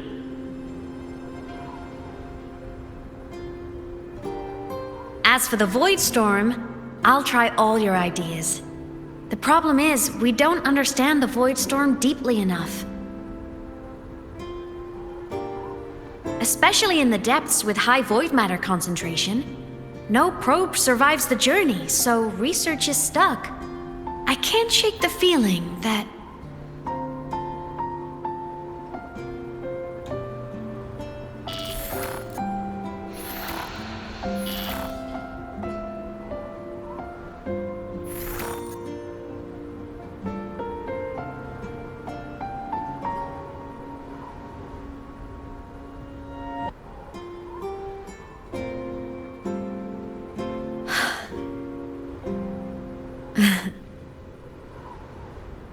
When I was a child, my parents were lost to a void storm.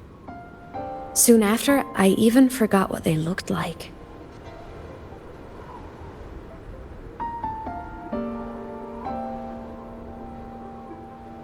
So you see, death hasn't been all bad.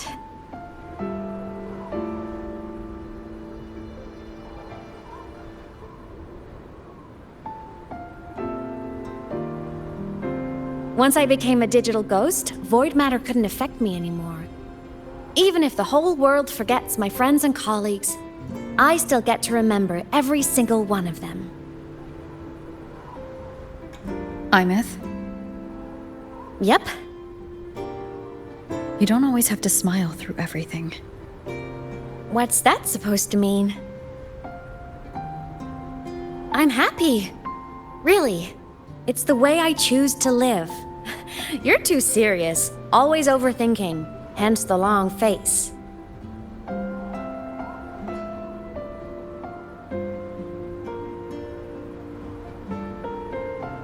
You wouldn't understand how happy this moment makes me.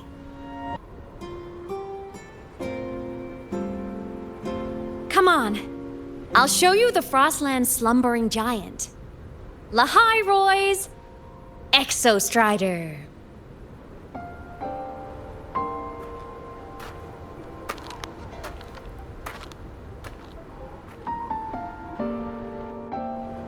Ever since I became a digital ghost over 10 years ago, I've stayed in Lahai Roi.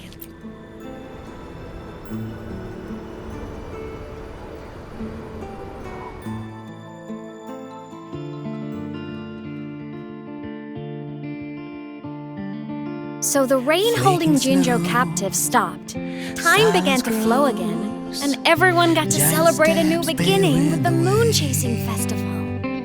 Then you return to the Black Shores, to the place that's always watched over you from afar.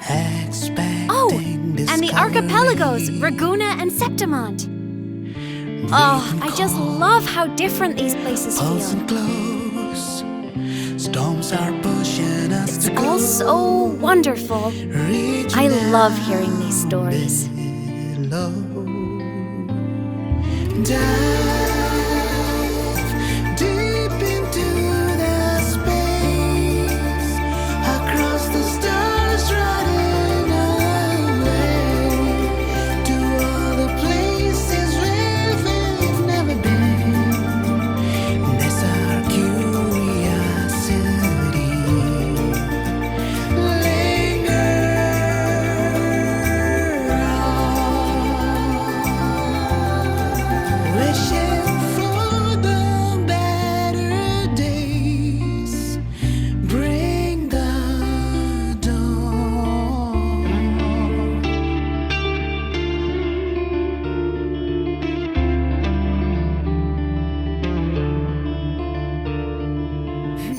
Satellites, quiet core, resonance is hard to find. Meteors crash towards frozen crust that can't crush, crave for the unknown. Engine falls, frosted dreams. It wasn't all smooth sailing. Plenty of emergencies along the way. Still, it all sounds amazing. And I know you must care for some of the people you met. Tell me, this journey you've been on since losing your memories, have you been happy? Yeah. That's all that matters.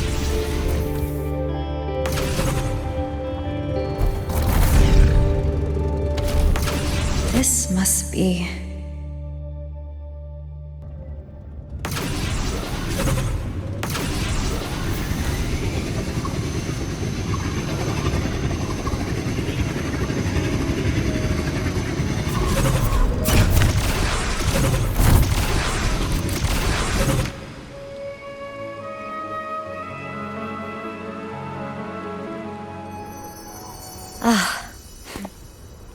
I knew the next stop would be here.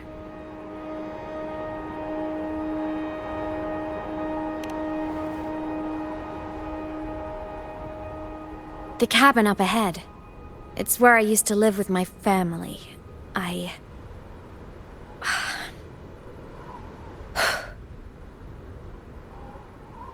Sorry, I need a minute. I'm not ready yet.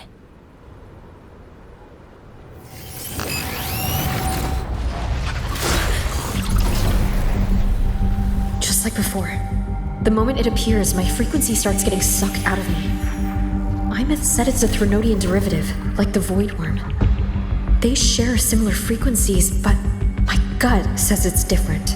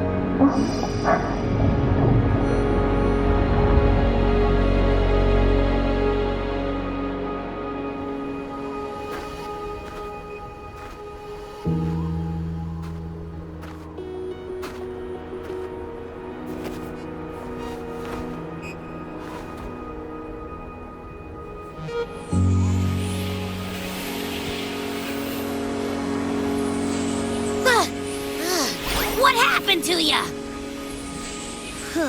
Your frequency's been leaking everywhere.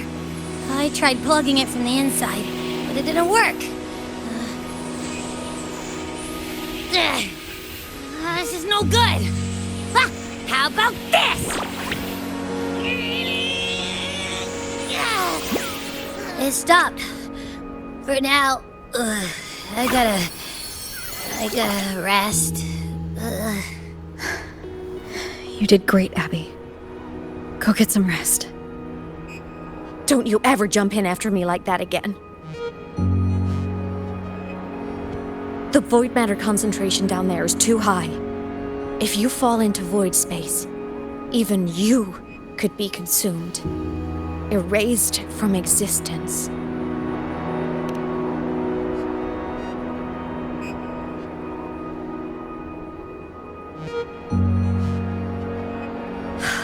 Always making people worry.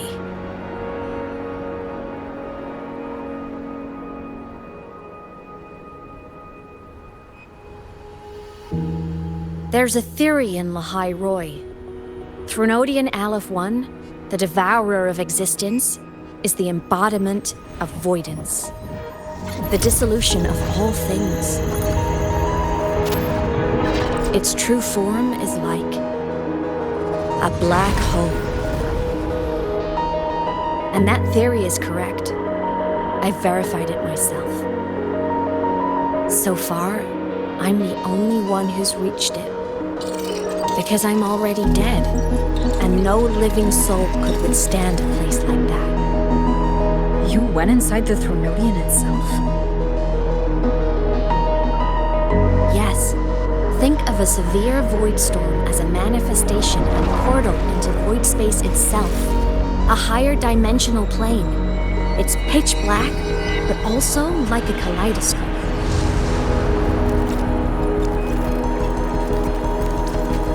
Inside, time and space aren't linear. Everything is warped.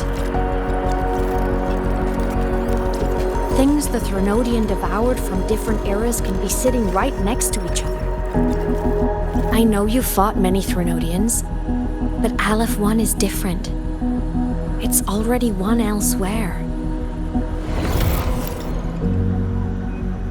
Wandering through the void space, I saw the proof.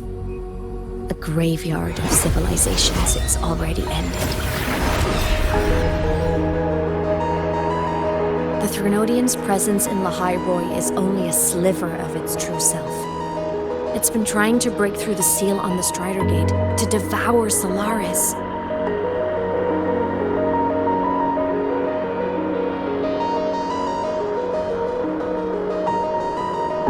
So, don't go wandering off alone. Not until the Exostrider awakens.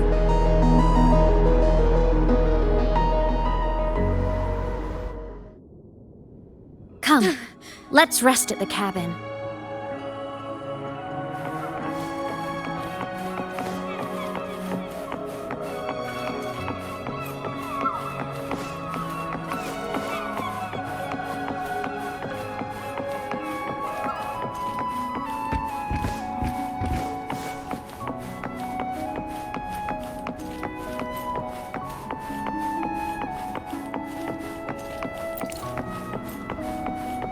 I'll stay outside and keep watch, just in case Sigillum comes back. You re-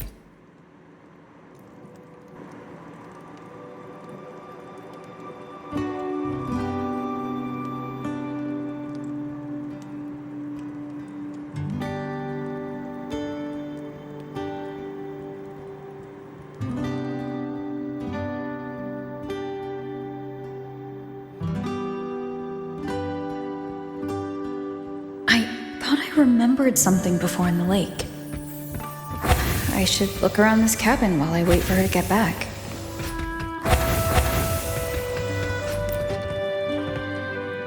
A game console, space fan.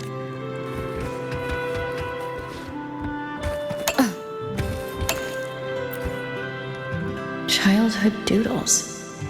Well.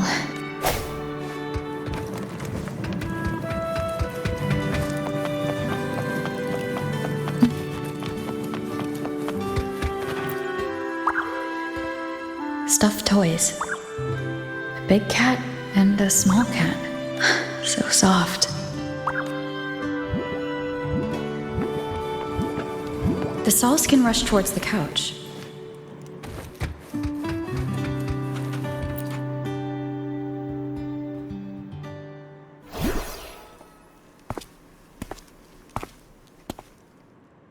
Imeth still isn't back, but if my hunch is right.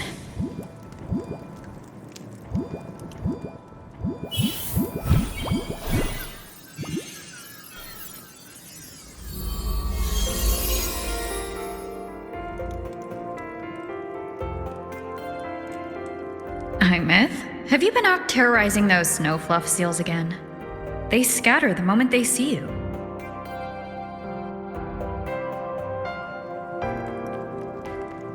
Keep this up, and it won't be long before there isn't anyone left in the Frostlands to play with.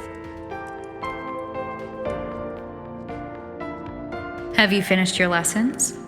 You start school soon. Maybe spend less time gaming, huh?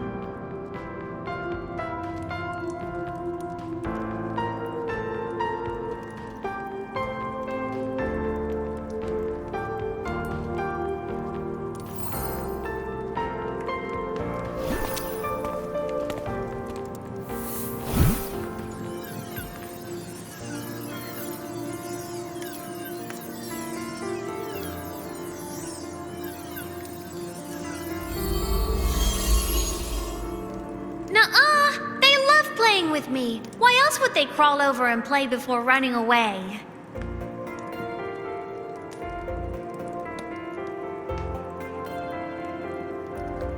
And my lessons...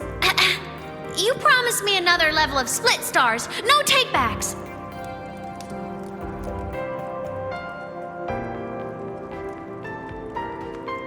But I want to learn how you folded that thing first. Can you show me, pretty please?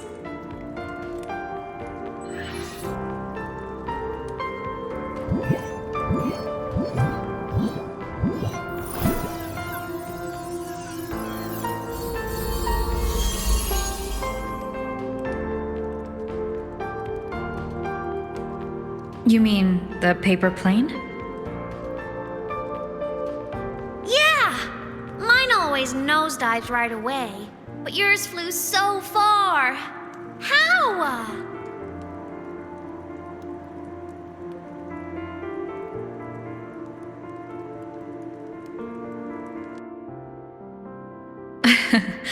Well, of course, there's a trick to it. I'll teach you. But first, you finish your lessons. Then we'll fold planes together. All right?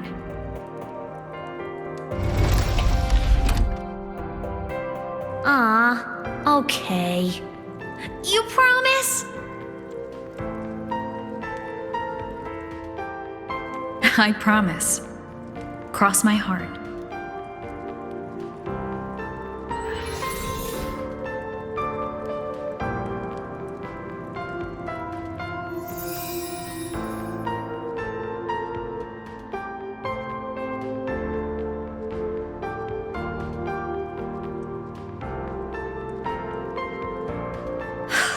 I've been wondering how to tell you this.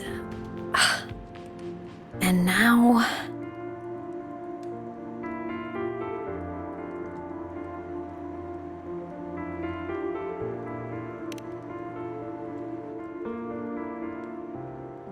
When I was little, I woke up one morning and realized I couldn't remember the sound of my parents' laughter anymore.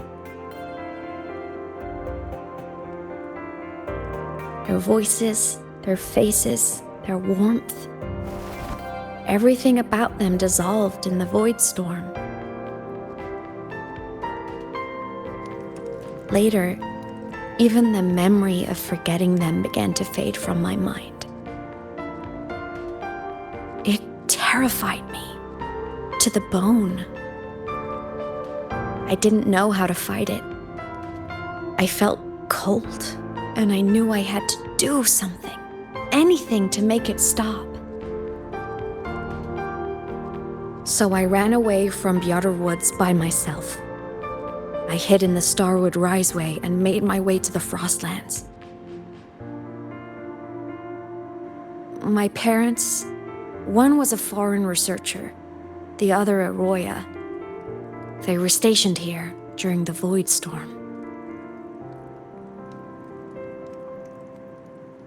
I wanted to return to where we once lived, but I couldn't remember the way.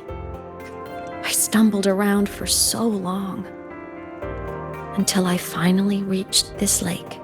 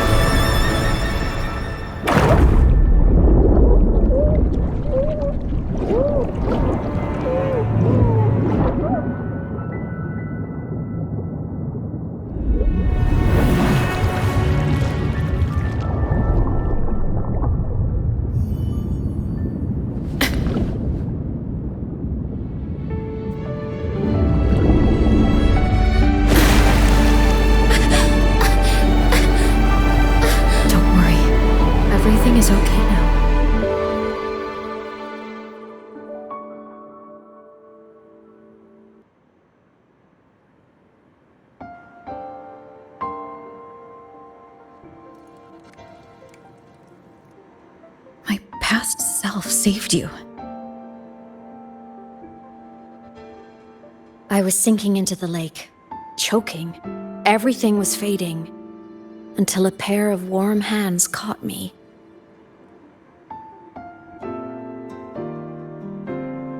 They held on tight and pulled me out. And when I opened my eyes, I saw you.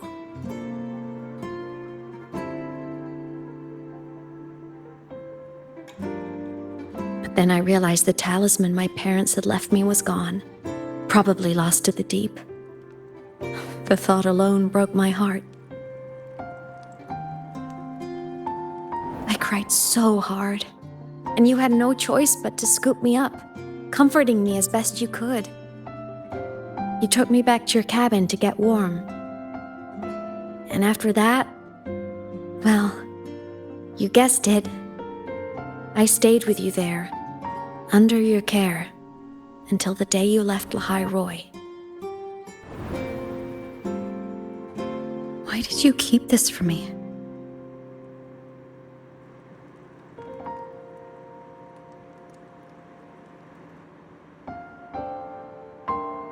Because it would have been awkward. Imagine someone you don't remember runs up to you, all smiles, saying, "Long time no see. I'm the kid you used to look after." And what would I even say next? Want to go visit our old cabin? I listened to you and topped my class? Or, yeah, I accidentally got myself killed. My bad.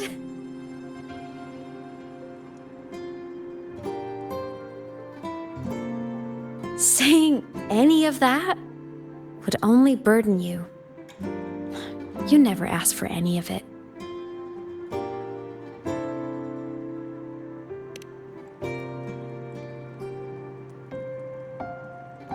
Since I woke in the Gorges of Spirits, I've met many people from my past.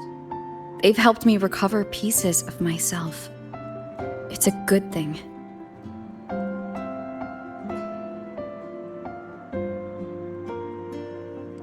I can make my own choices. You should have a little more faith in me, Imeth. I see.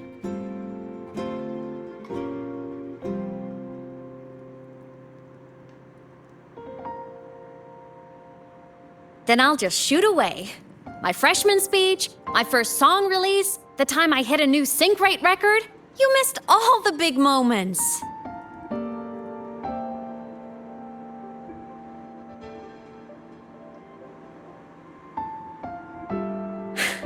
But I couldn't be mad. I knew you were busy.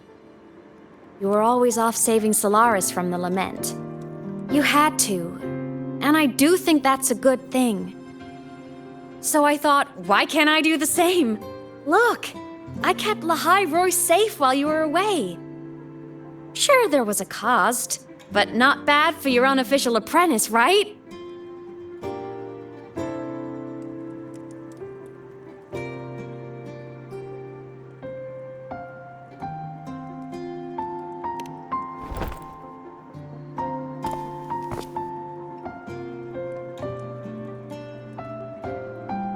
The more you save, the steeper the cost. I've always known that. But some things, you just gotta do.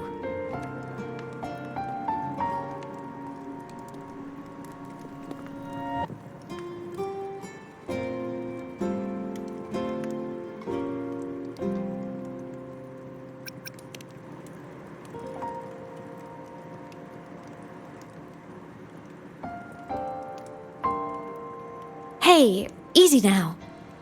Just rest here tonight. We'll handle everything tomorrow when you're stronger. Project Rebuilding Myself is going great.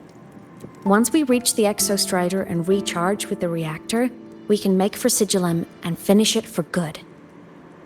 I will take care of the problem for you.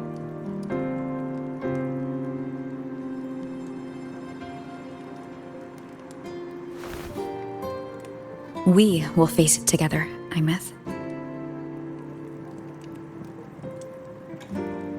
Of course. But for now, bedtime. You take your old room. I'll be in mine.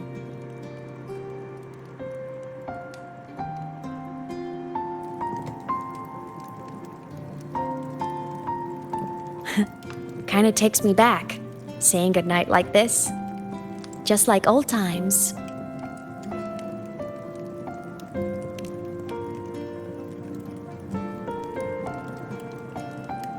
Good night.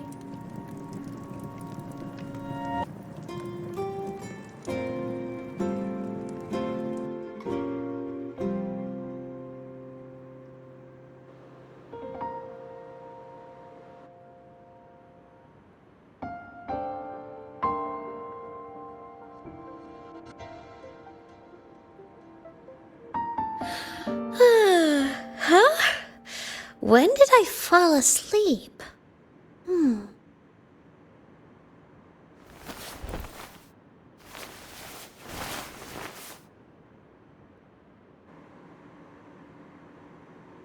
My paper plane.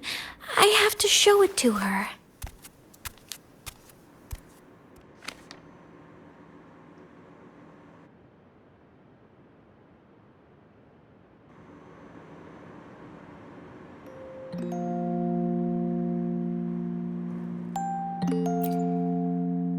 This cat stuffy she gave me is so warm. I love cuddling it when I sleep.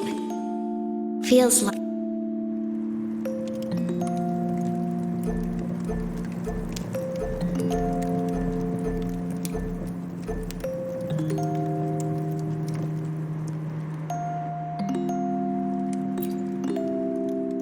Oh no! I forgot to save my game. That was my best score ever. Next time, I'll definitely beat her record. I'll show her.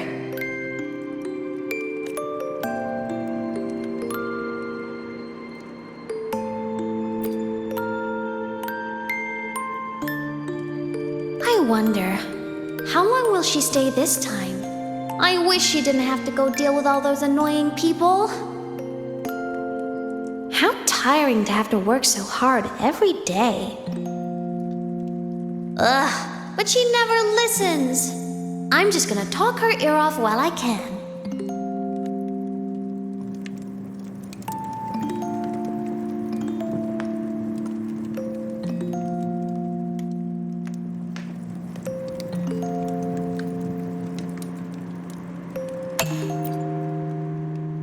I drew my favorite story, the challenger fighting the dragon, and the lone hero battling the evil Galactic Empire. But I can't get the colors of their clothes right. Oh well, I'll just ask her to help me later.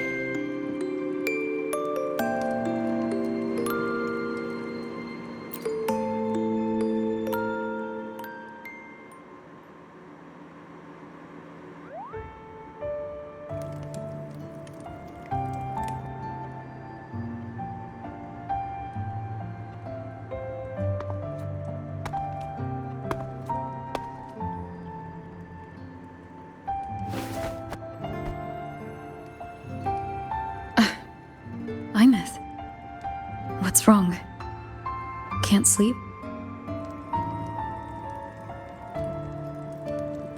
Are you sad right now? No. Just thinking about some things. You're lying. You are sad. You see right through me, huh? I'm not sad. I just... Well, to put it in your words, I guess I'm thinking about my homeland. Then, do you want to go back for a visit? I can't go back. Why?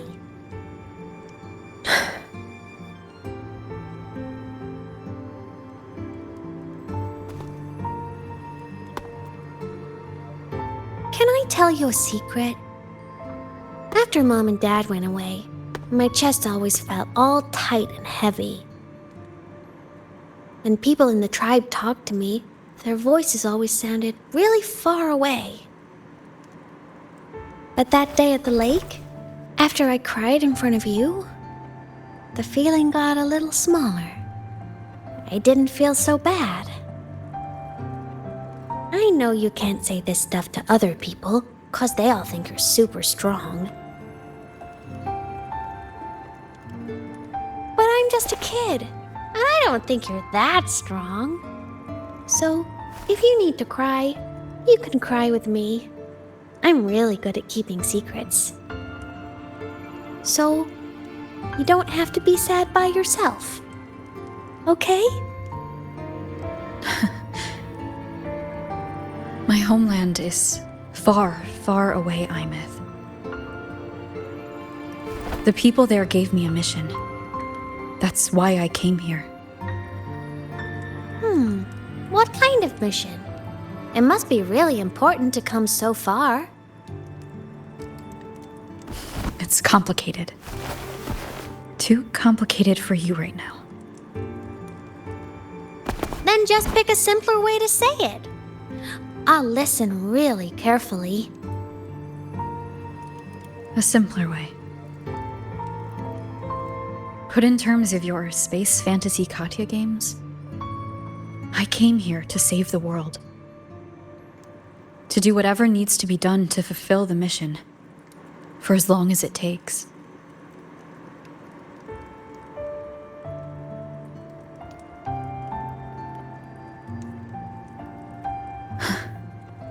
But was it the right thing for me? Because one day I realized I would never return home. I couldn't stop thinking about that faraway place. More than I ever had before. And what you'd call dreams, I'd go back. Stand there. Just stare at what I once called my homeland. Even if staring didn't change a thing. Even if it was pointless.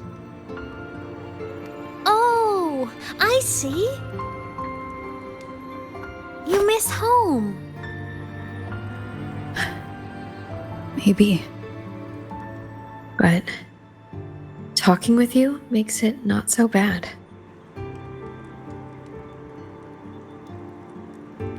There's still a lot I have to do in this world. This won't stop me. Don't worry about me, Imeth.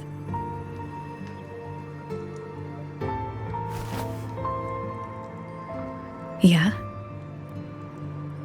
I'm your family too. Until you find your real family and can go back to your homeland, I'll be right here with you. Sounds good. Thank you, Imeth.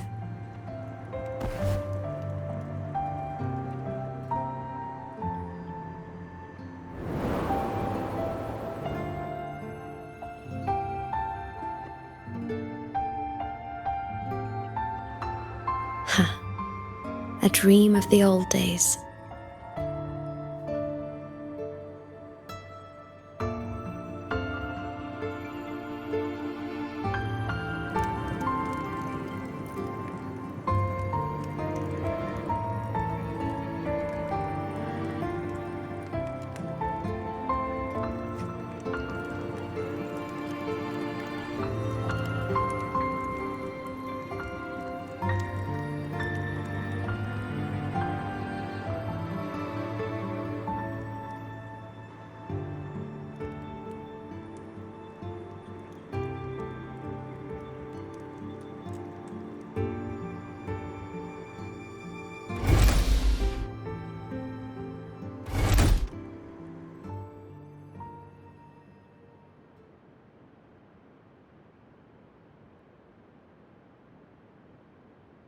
Homeland.